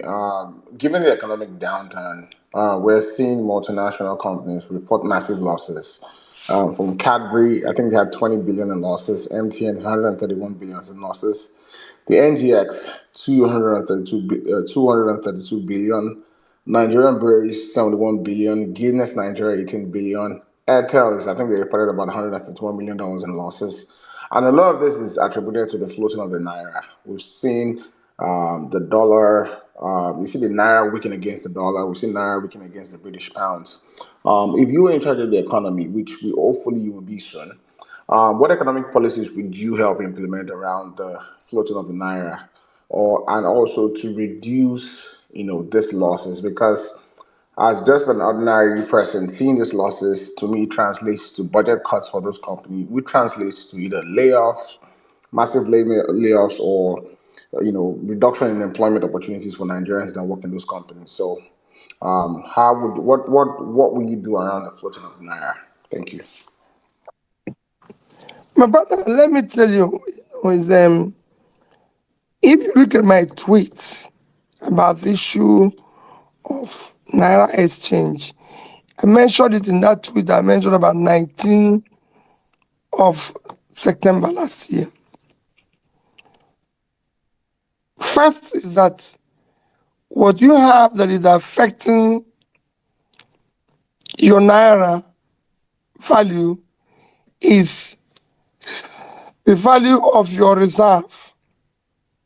And what drives your reserve is export earning. And what drives the export earning is production.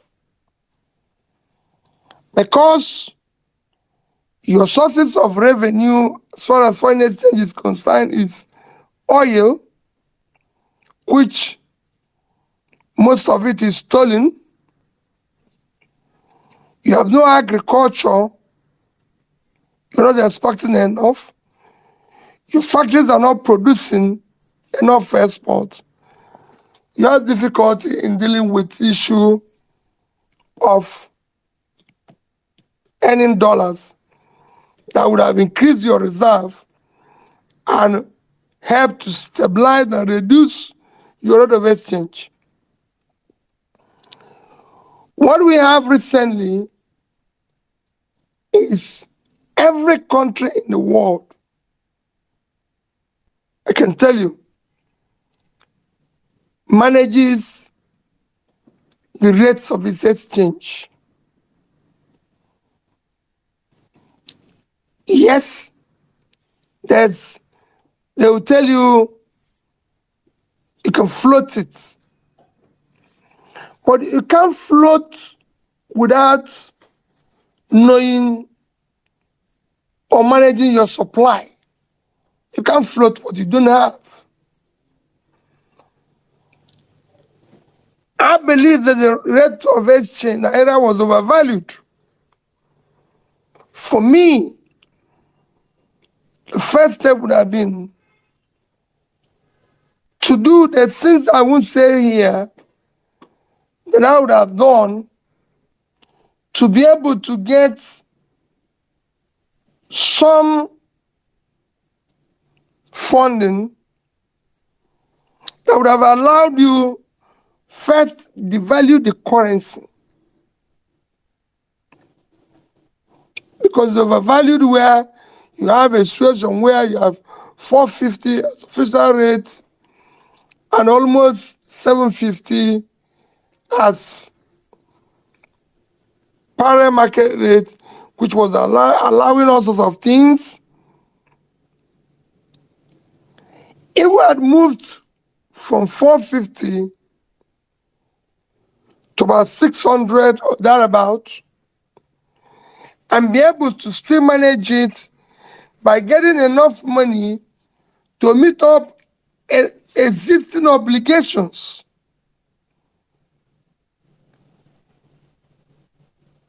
Corporations and people will lose money, but not meeting those existing obligations will increase confidence for people to come back into the market. And then, remember, one of the things that a foreign exchange rate is unproductive money that's all over the place, which I call the corruption side of it. Because some of this exchange rate that is going up and everything, the dollars are not being purchased by those who are using it for productive purposes. It is being purchased and used for corruption purposes, which everybody is involved.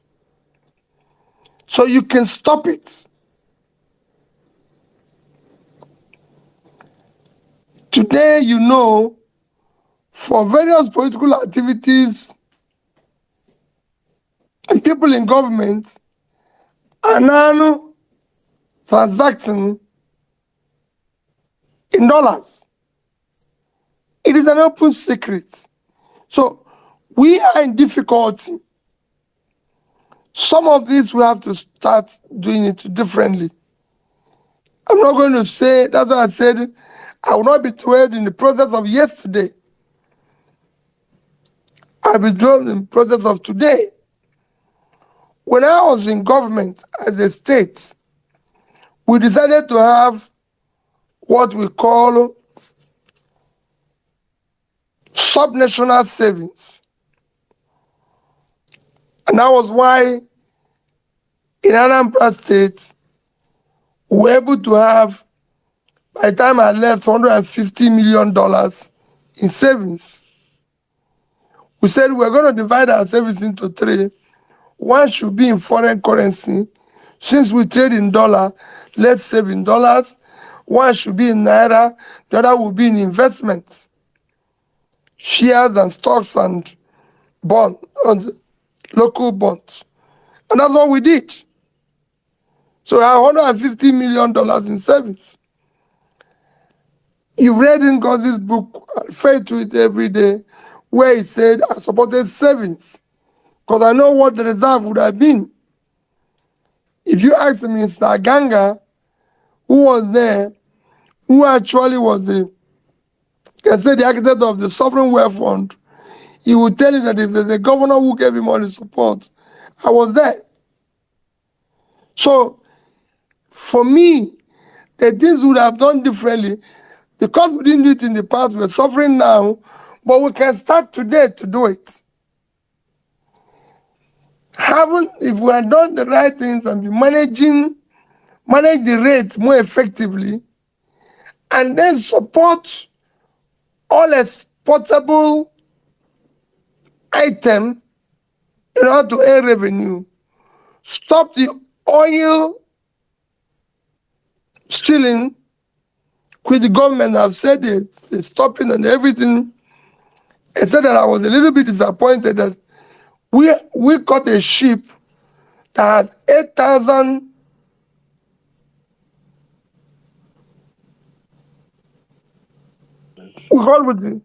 with about 8,000. All we needed to do, 800,000, not 8,000, 800,000. And they said and that ship was supposed to be operating 800,000, and that ship was supposed to be operating for 12 years. For 12 years, nobody cared to say if that ship had been operating for 12 years, for 12 years, for 12 years, what has he been doing for 12 years? Where has he been for 12 years? It's very important. But rather, what we did is to say, destroy it. We don't need to destroy it. I would have seized it, ensure that they explain what they've been doing for 12 years. Nobody have told us what they've been doing for 12 years. They just said it's been around there and doing similar operations for 12 years. These are issues.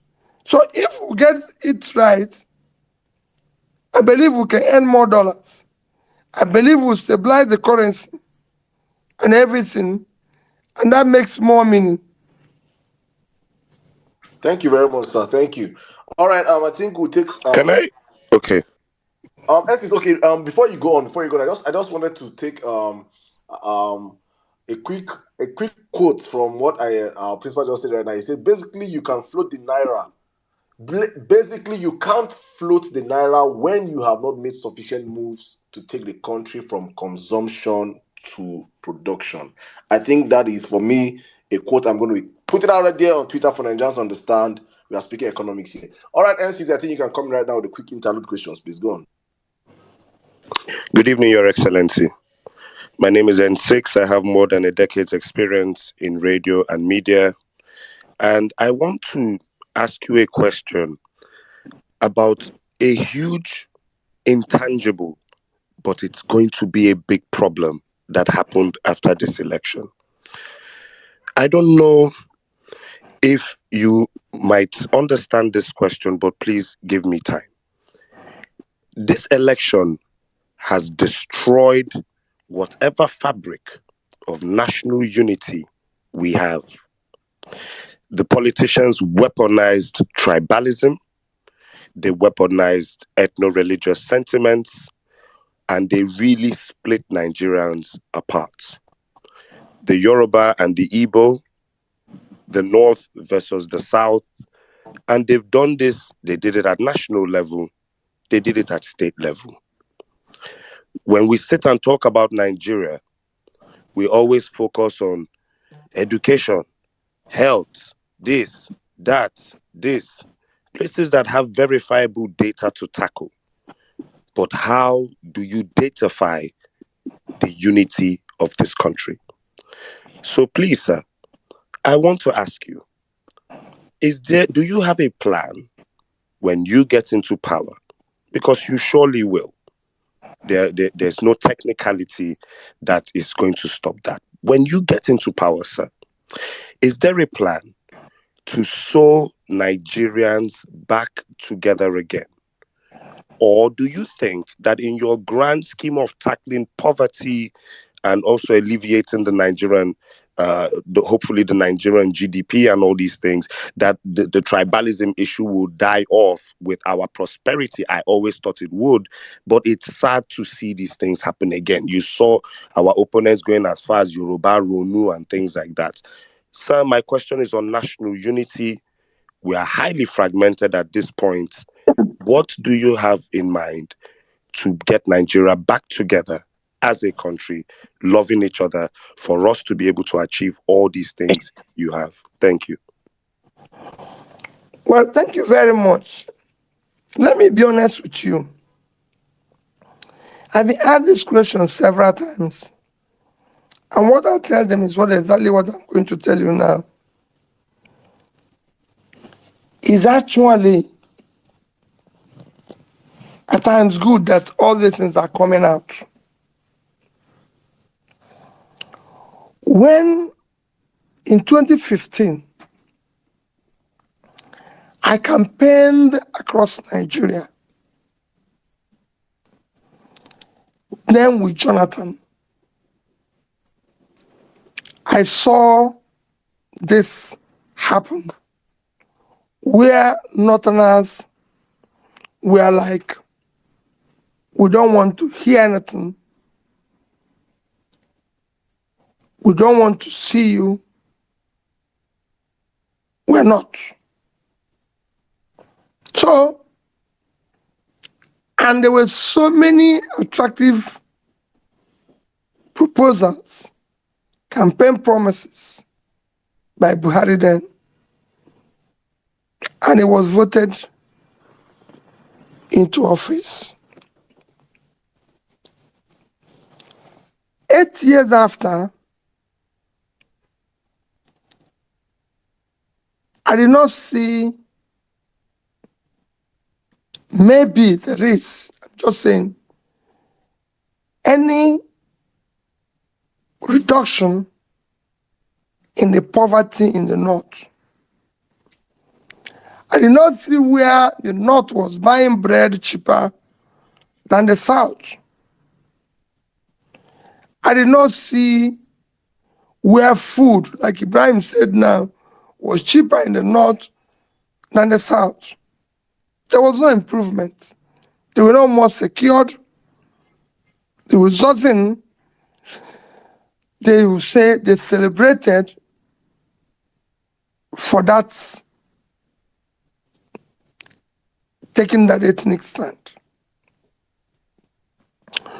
Today, we're seeing a similar situation in the Southwest, where people think it is our turn, we don't care, it's not this and everything, because the politicians use this as a tool for competition, especially when they're incompetent. So they hire tools of division, tools of ethnicity. And I've asked people, can they show me where they buy bread cheaper in Ibadan? Is cost of rice or food cheaper in Ibadan? Is cost of petroleum cheaper in Ibadan? Is there anywhere people in Ibadan are buying fuel today 300 naira and people in the east are paying 600? Is there anywhere they're buying bread 500 while people in the north are paying 1,000? Same thing is what happens with religion. Because people will say to you, oh, he's playing a religious card, he's doing this. Show me where the Muslims buy bread cheaper. I can tell you, Christians will go there and worship with them and buy the bread and come out and continue what they're doing. Show me where Christians are buying bread cheaper. Muslims will come there and buy the bread and go back. I went to a secondary school, Christ the King College in Onitsha. And I wasn't just a student anybody would say, you don't know in Christ the King College. I even became the deputy discipline prefect. So everybody that went to that school will tell you knows Mr. Peter Obi. We had students that were Muslims. We had students with other different Christian denominations. On Fridays, our Muslim students will go in Onitsha. They will go to mosque in Onitsha then. That's how I knew the mosque and where it was in Onitsha. They will go to mosque on Fridays. On Sundays, we will go to church. Those who are Catholics will go to Catholic. Those who are Anglicans will go to a neighboring school, DMDS, for their own, everybody. We didn't know what was religion.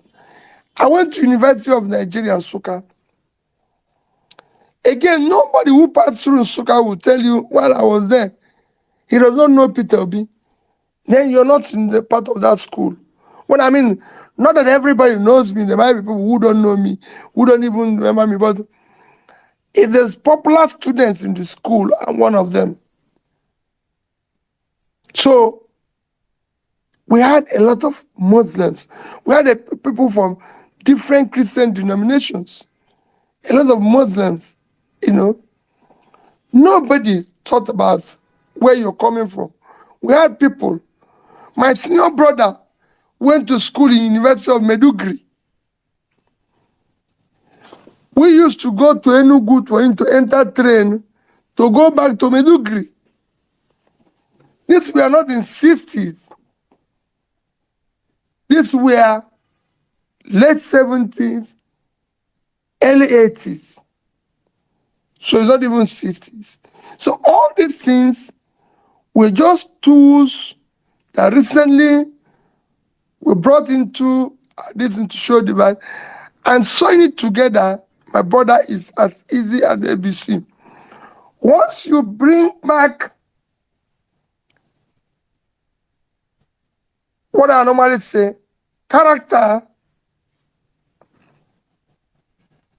capacity, competency back, and people can see that they are participating in this, they are part of it because they are qualified, they are this, all this will disappear. I live in Onitsha, I live in Lagos. I'm involved in some of these companies you're talking. Nobody knows where anybody's coming from. What we're looking for, when we're looking for directors, is people who are competent. Yes, there might be an argument of, okay, in order to balance it, we need one person from Southwest, from Southeast, from this, from that, which are already enshrined in our Constitution. Our Constitution already said federal character. We have to bring people from different areas, but we have to bring people who are competent. It's been shown in our football system. Just yesterday, all those who played for us in the 80s was remembered by APIS. All those of them, Odebami, Christian Chukwu, everybody, he brought all of them to Lagos, hosted them, gave each of them about 1.5 million naira each, told each of them they're going to be flying his plane for free. He wants them to be looked after and everything. He didn't say, I want people who play for Rangers. He wanted people who did this at national. When they met me in hotel, you'll be shocked. Owoblo, all these people that we used to hear their name. That's what it used to be. You can bring it back with effortless ease. Today, there's a lot of intermarriage between the North, the East, the Southwest, the Southeast. It's going to the stage in Lagos, nobody even know the difference. Most of the marriages that I attended, I was in a funeral just on Thursday of somebody I can call a mother, fantastic woman, but it's a Yoruba woman. We live in the same block of flats where this woman is, I don't know how to describe her. She was just an extraordinary mother who every day will make sure that he comes in and say, Peter, you're not doing this. Peter, you did this or this. Everybody in the compound is fond of her. So these are things you can deal with easily. I've said when I was campaigning, Ibrahim can say that the North will celebrate me because I know the problem of the North. The West will do the same thing because I know the problem of the... Because today, nobody can tell me the problem of the North because I know the problem of the North. As a banker, we used to get all the cash we need from Kanu.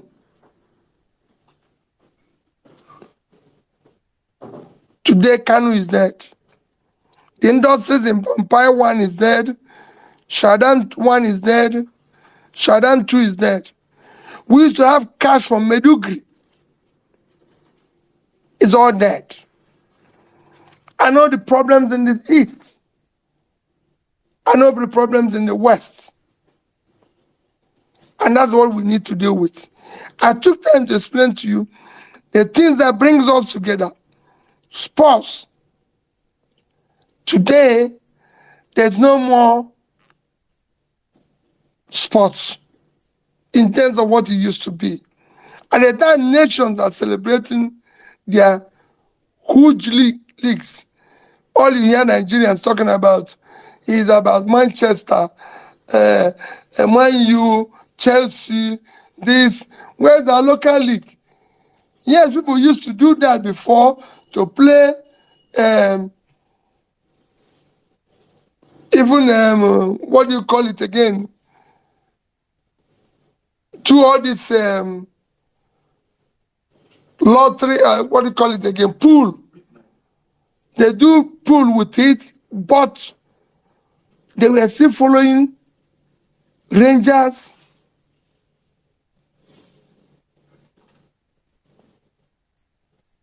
all the other clubs like ICC, Mighty Jets, all those things were being followed everywhere. So these are things we must go back to.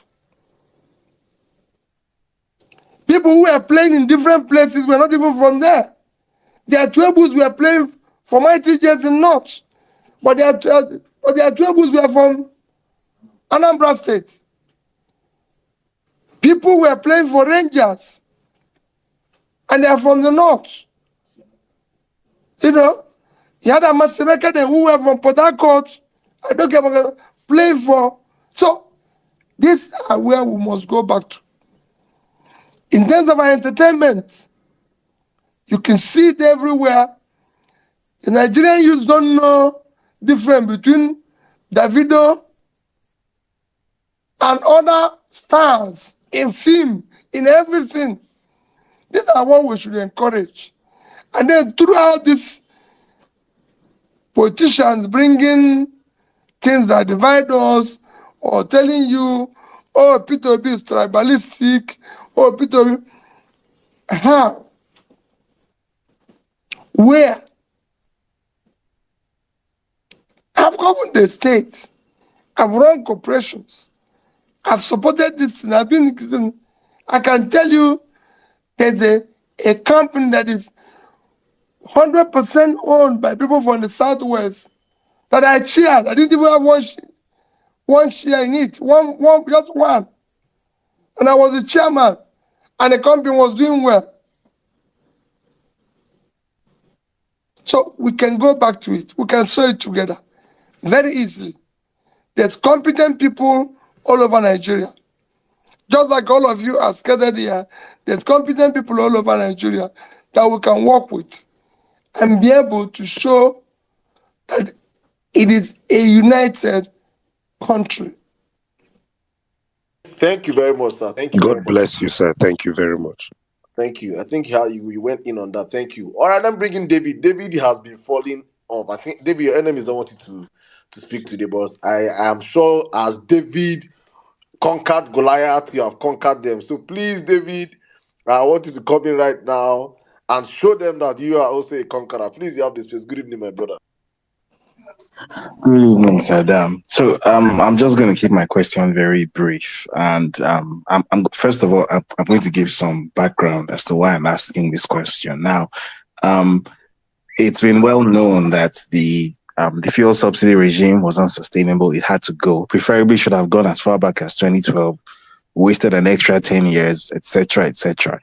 Regardless of what happened on February 25, the fact is the fuel subsidy was never going to remain in place because the outgoing administration had already not made any budgetary provision for it. Now, that has been used as an argument to state that, well, even if the results that were announced had gone differently, and even if Peter Obi had been announced as president and he had, he was sworn into office on May 29th, that the economic carnage that we are witnessing would have been the same. That it wouldn't have made any difference who was president. Now, I beg to disagree. I believe that the way it was handled, the way the announcement was made in itself, and the way the initial first 2 or 3 weeks of the subsidy removal were handled were what directly led to this huge slowdown in economic activity that we are witnessing, and this extreme spiking of fuel prices. Now, so the question is, if Peter Obi was the one who was midwifing that transition from subsidy to no subsidy regime, what would Peter Obi have done different in such a way that the extremely negative effects that it has had on businesses, on people's ability to even travel to work, all sorts of things like that? What difference would Peter Obi's handling of the situation have made? David, first I'll tell you, election took place on 25th of February. Result was announced when? About the 1st of March. Between the 1st of March and May 29th is a clear, call it about almost 90 days. Within these 90 days, I'm sorry to say it, I would have been able to have a respectable economic team that would have sat down with me. Even as I talk now, if you say Peter Obi is president tomorrow, I'll give it to you in 1 month. Respected Nigerians that can sit down and will say, this is where we're going to go. If we're going to remove subsidy, I said it again, look at my tweets. We're not going to pull it. It's like when you have multiple fractures. You're not going to deal with all of it immediately. It's something you need to remove it one after the other. I said we'll remove the corruption side of it. So we know the actual subsidy we're paying. There's so many components in this subsidy that when you listen to, because I've listened to some experts make their comments, you remove that. Having removed that, you now decide on the component of subsidy, whether it's budgeted or not. If it's, for example, when you remove it, maybe what will remain will be 40% of what you're paying or 50%. You can now set from this day to deep where we're going to remove this component. We've seen a former governor come in and said that somebody, David said, he's tired of making money this way, that he has made enough. I don't think I've ever seen anybody who said he's made enough money. Not even Warren Buffett also, who is involved in investing. So for somebody to say that, it shows you what is happening there. So I would have done all that. And I've said we would have also seen what is happening with the issue of the refineries, not the one of government. Modern refineries that people have set up here and there, which they are complaining that their problem is supply of crude and other things. So that there's a combination of simultaneous things you need to do, quite a number of things that would have helped to manage this better and everything. There's a combination of things you would have discussed with people and all the stakeholders that would have made it better. It would still be painful. It's just like what I said before, that there's a difference between giving you some form of anesthesia before pulling out your tooth and just doing it without anything. There must be a thinking through. It's an economic decision. It's not going to be easy. If it's a return school to the original owners in Anambra State, there were issues with it. People were on strike. The schools were on strike for months. But before we returned it, we made sure that we went through all the beginning to the end to mitigate the problems. For example, saying that all teachers that are employed must be paid by government. They must be maintained by government. That the churches and this thing can no longer run the school. They don't have the resources. There's so many things we put in place that we will continue to do the capital projects. We will continue to do this. But they will take care of the administration and management, but we will support them. I can tell you, I don't know what has changed. At the time I was governor, no state in the north, no state in the east, no state in the west can compare their secondary schools or primary schools with ours. We were the only people where you have secondary schools that have computers, buses, this, everything. Go to those schools today. The infrastructures were rebuilt. We don't own them. Private schools in Anambra State were supplied computers. Private schools in this, so we thought it through. As a governor, I decided that every person, old person in Anambra State, or does not have any form of pension, the government will pay the person 5,000. You can go and verify what I'm telling you now. Across the whole state, 5,000 every month. I had security in each community employed and paid directly by government in each community. I bought each community vehicle, but this is where I thought through, so I knew it was going to be sustainable. People ask me then, where are you going to get money to do this?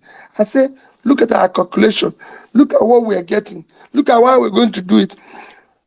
What I'm saying is that there are things you do, but you have to be thought through.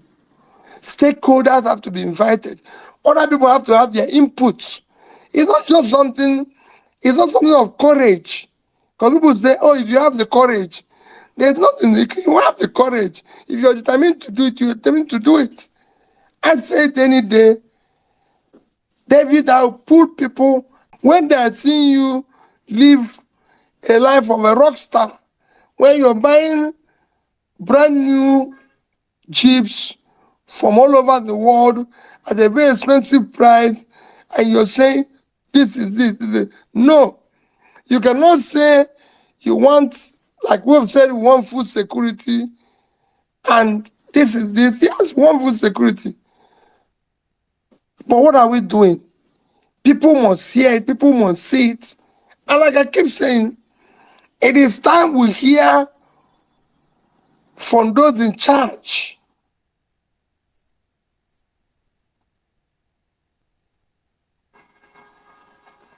I don't know whether this has made a little bit of sense to your question, David. Absolutely, it has. You made amazing sense, sir. Thank you very much, sir. All right, I think in the spirit of education, I think I'll circle the mic right now to Madam Bolanle. Madam Bolanle, you have the space. Good evening. Good evening, Saddam. How are you? Your Excellency, thank you. Your answers to our questions have been quite illuminating. Thank you. Right. So before I ask my question, I just want to sort of give some context. Right. Back in 2010, when I had my youngest daughter here in the UK, the consultant, the surgeon, the SHO, and the midwife on duty who welcomed her into the world were all Nigerians. So I had Nigeria's finest at her birth, and I often laughed about it. However, we know that there's a brain drain, so that we've got an average 200 doctors leaving for the UK every month. And that has meant that the ratio of doctors to patients is now 2 to 10,000, which is really, really bad. Right. So a few days ago, resident doctors in Nigeria embarked on an indefinite strike. Right, which has meant that, the public hospitals and the conditions are not great anyway. And these are the people who have decided to stay, right? And it calls to question, how Nigerians are able to access affordable healthcare. So my question, sir, is this. Considering the difficulties in that sector, is it time to call a state of emergency on healthcare delivery in Nigeria? And if yes, what would a solution look like? Thank you, sir. Well, let me start by telling you that the state of emergency, my sister, has been long overdue. It's been long overdue. Today, Nigeria has surpassed India in infant mortality. India is 7 times the population of Nigeria. India is now the country with the largest population in the world, about 1.4 billion, and we're about 200. So there are 7 times our population, but we have worse infant mortality than them, especially in the northern Nigeria. And this is because of lack of primary health care. Lack of primary health care, lack of education, lack of access to health, which is anchored, like I said, on primary health care. And you can't talk about primary health care unless you talk about the human infrastructure, the healthcare workers that are involved, because they are the nurses, the midwives, the everything. When I was campaigning, I went to an IDP camp where they had close to about, according to them, I didn't know, they were about 50 to 100,000. I'm not privileged to know how many they are. But when I came, the crowd I saw should be about 3,000-4,000. They have no form of facility, medical facility, except a nurse, one nurse, who actually was there on a volunteer basis. She said she's tired of hearing or seeing people die or women trying to get men. And so she decided, let me die with these people. It was very painful to see and everything. Because we're not investing in healthcare.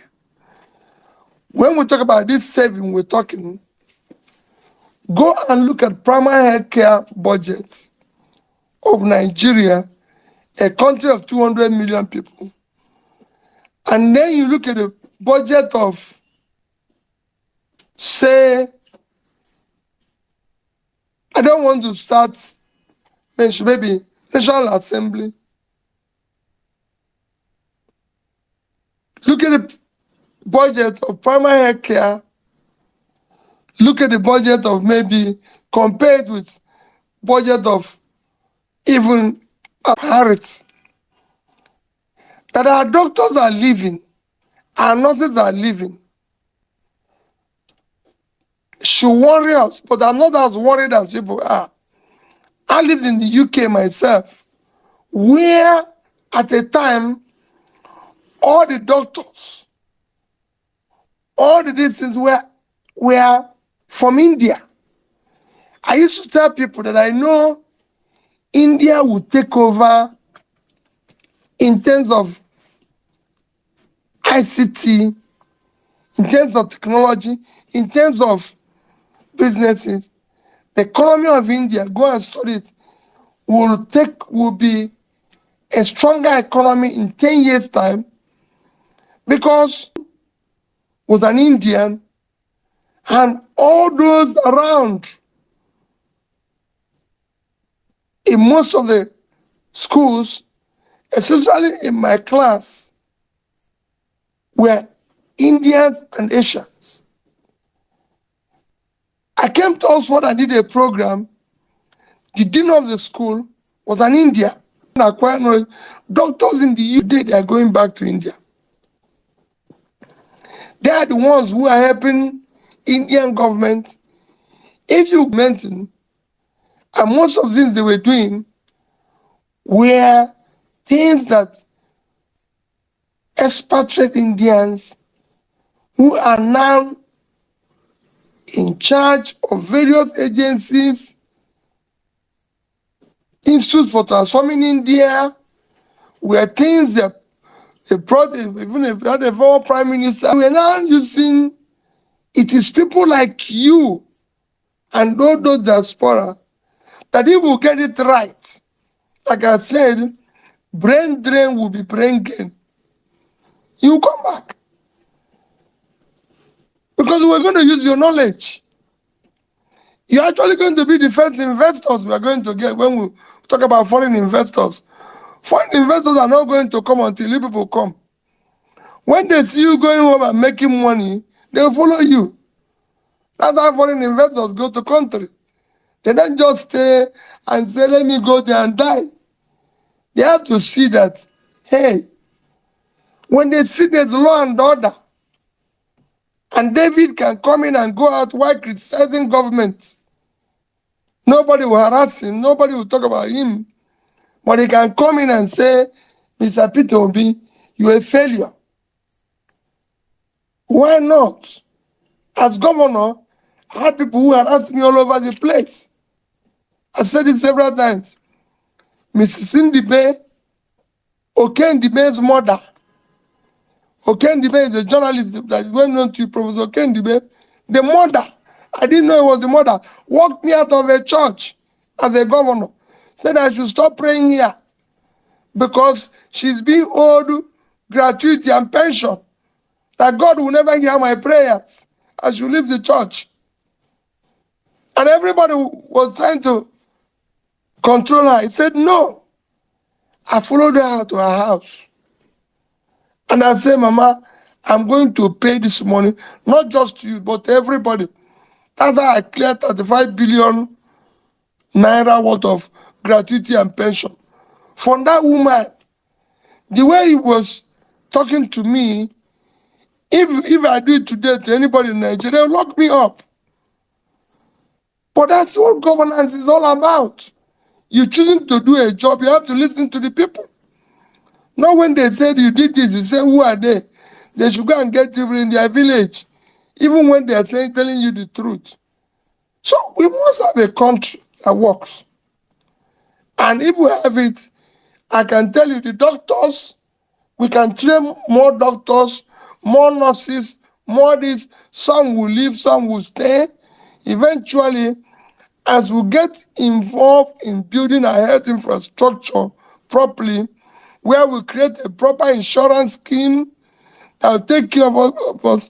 If India, with large population, can have a scheme that provides health facility for Indians, 1.4 million, Indonesia have the best.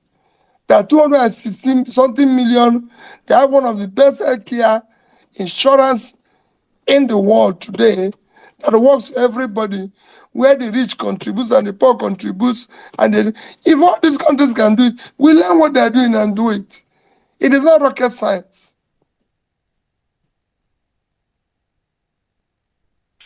Thank you very much, sir. David, would you like to ask one more question?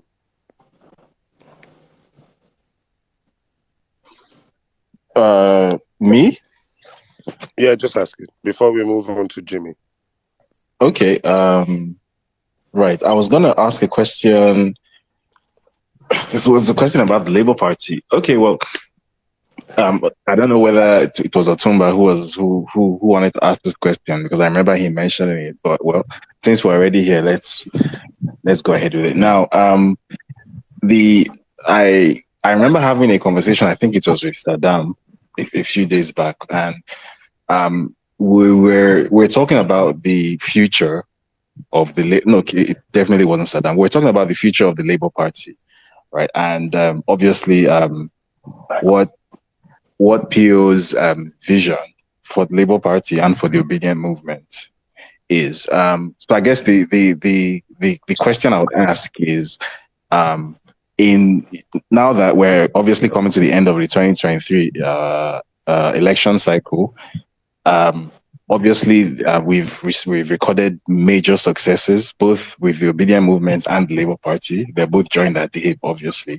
So how does PO see things moving forward in terms of motivating more young Nigerians potentially to become card-carrying, registered members of the Labour Party? I believe N6 has been very vocal about the need for young Nigerians to not just take an interest in this election cycle because Peter Obi is involved, but also to become, if possible, card-carrying members of the Labour Party, to take part in the internal processes of the party, if possible, and also to take note of the other candidates that the party fronts in the gubernatorial, senatorial, and House of Representatives elections, even at state level, state House of Reps, local council chairman, that sort of thing, so as to essentially create or boost a political structure that is independent of what had come before it. So what is Peter Obi's vision for how young Nigerians can plug into this, both in the short and in the medium term?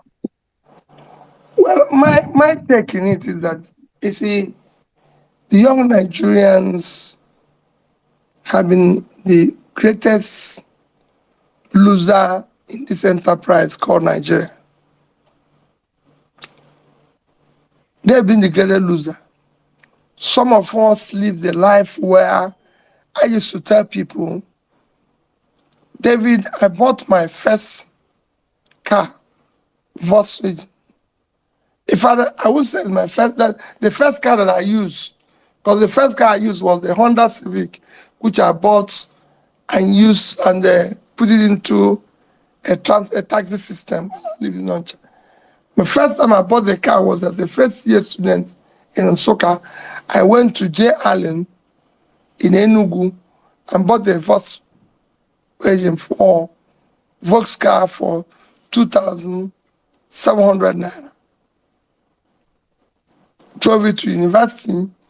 I used it. Everybody in Nsukka know my car, AN700 SA. In my second year, end of my second year, David, I bought a Pigeon 505 from Umano Motors in Nsukka for 7,500 or 7,600 naira. By my final year, and leaving university, I had a BMW for 15,000. So, what am I trying to say? Look at that type of life that I lived. And so many other students. We had students then, Chris Okotie, who was in Enugu, doing his thing, Jidobi. We have other students who were doing similar things.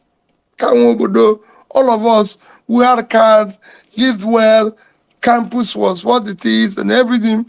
You're leaving school, some people are going to work in corporations, some people are going overseas for their masters, people were doing this, we traveled, when there's the holidays, student fare to go to London was 80 naira, then moved to 100 naira. You will say university, inside the university, there's a bank who sell foreign exchange to you at $1, 60 kobo, or call it 1 naira to $1. And suddenly, it's now 850 to 1. And you're not worried. Then you're not a human being.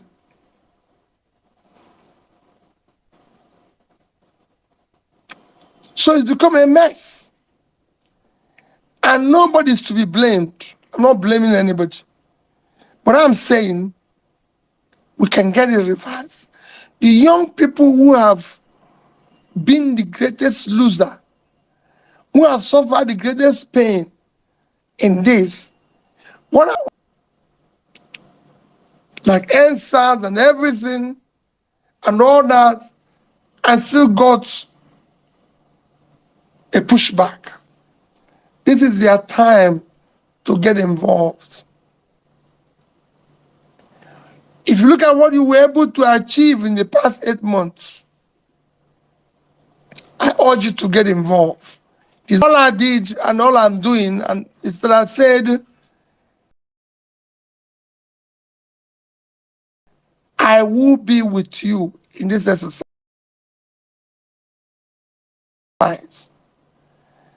And I liked when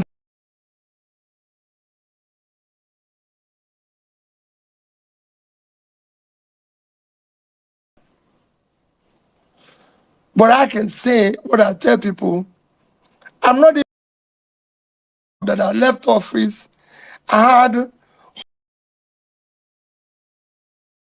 $150 million of my state money, and nobody urged me to save in dollars. Nobody.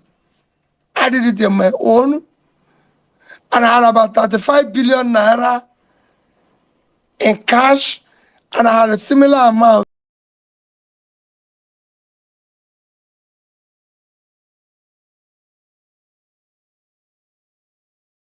in investments. So I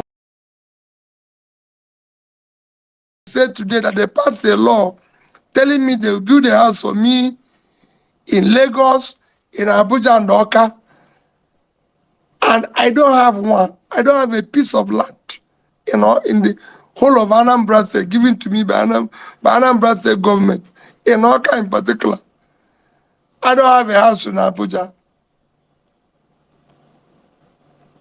My wife have a flat in Lagos. We live in it.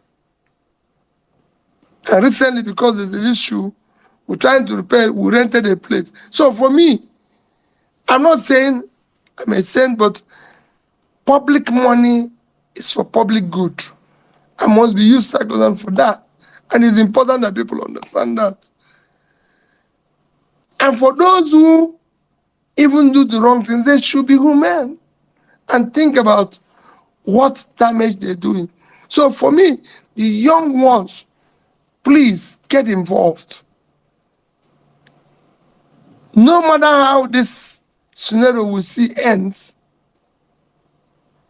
if you check what we were able to achieve in this short time, the future belongs to you.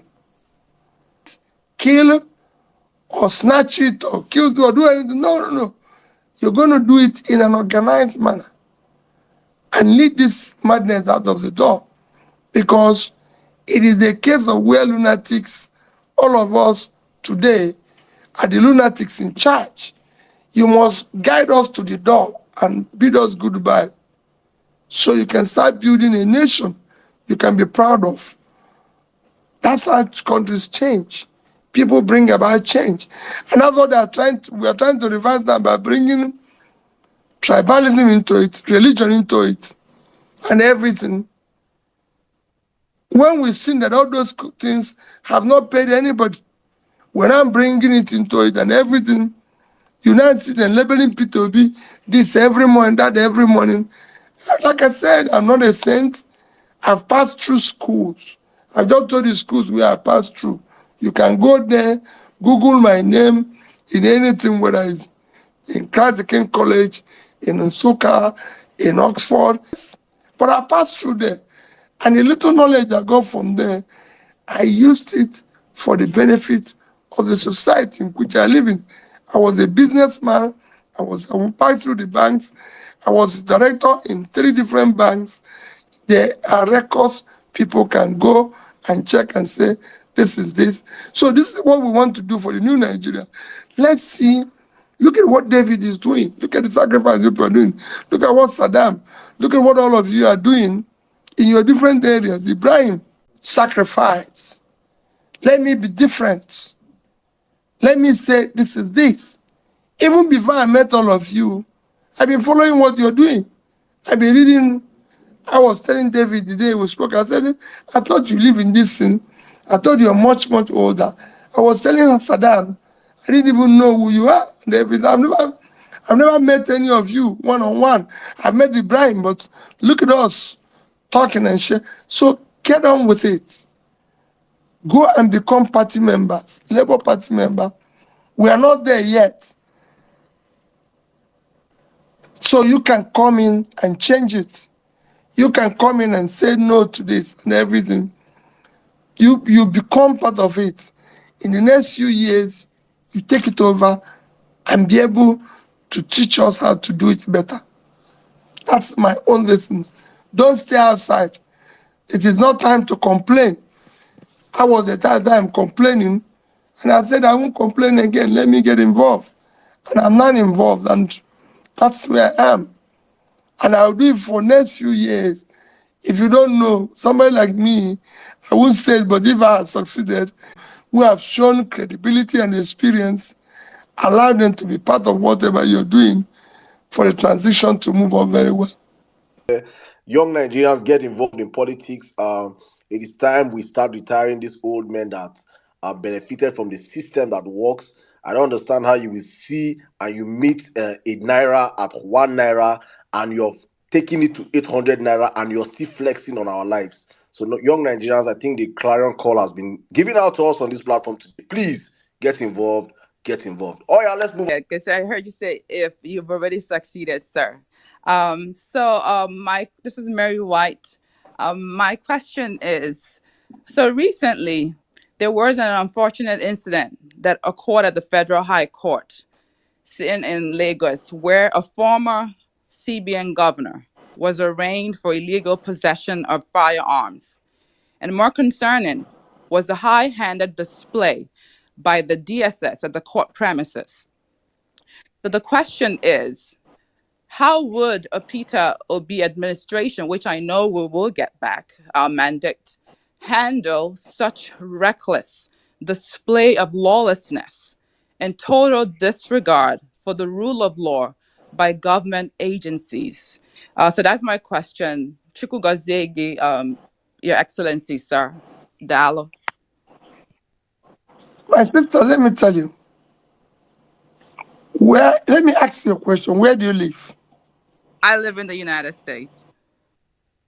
Okay. Do you know that today, and I'm sure you know, the biggest contributor to the biggest item that contributes to United States GDP is an intangible asset called the rule of law.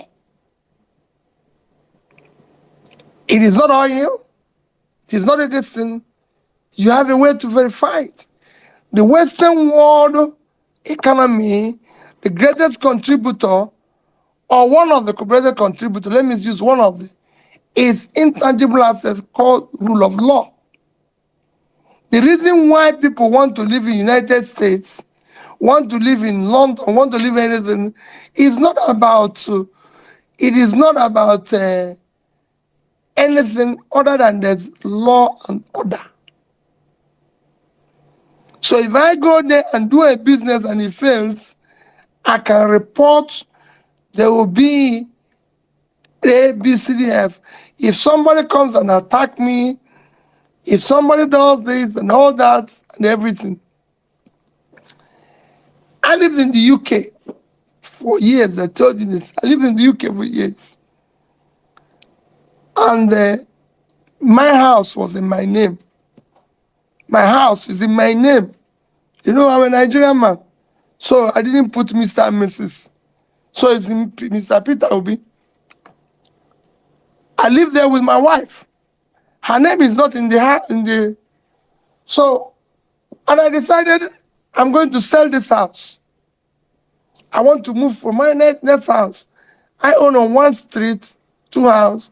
I live in one. One was rented out. So when I decided, okay, I'm going to sell this one and go to the other one.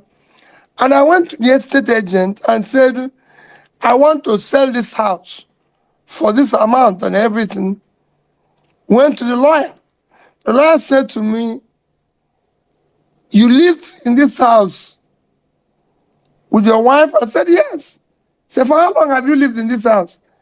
I said, I bought this house in 1995, 2001 or so.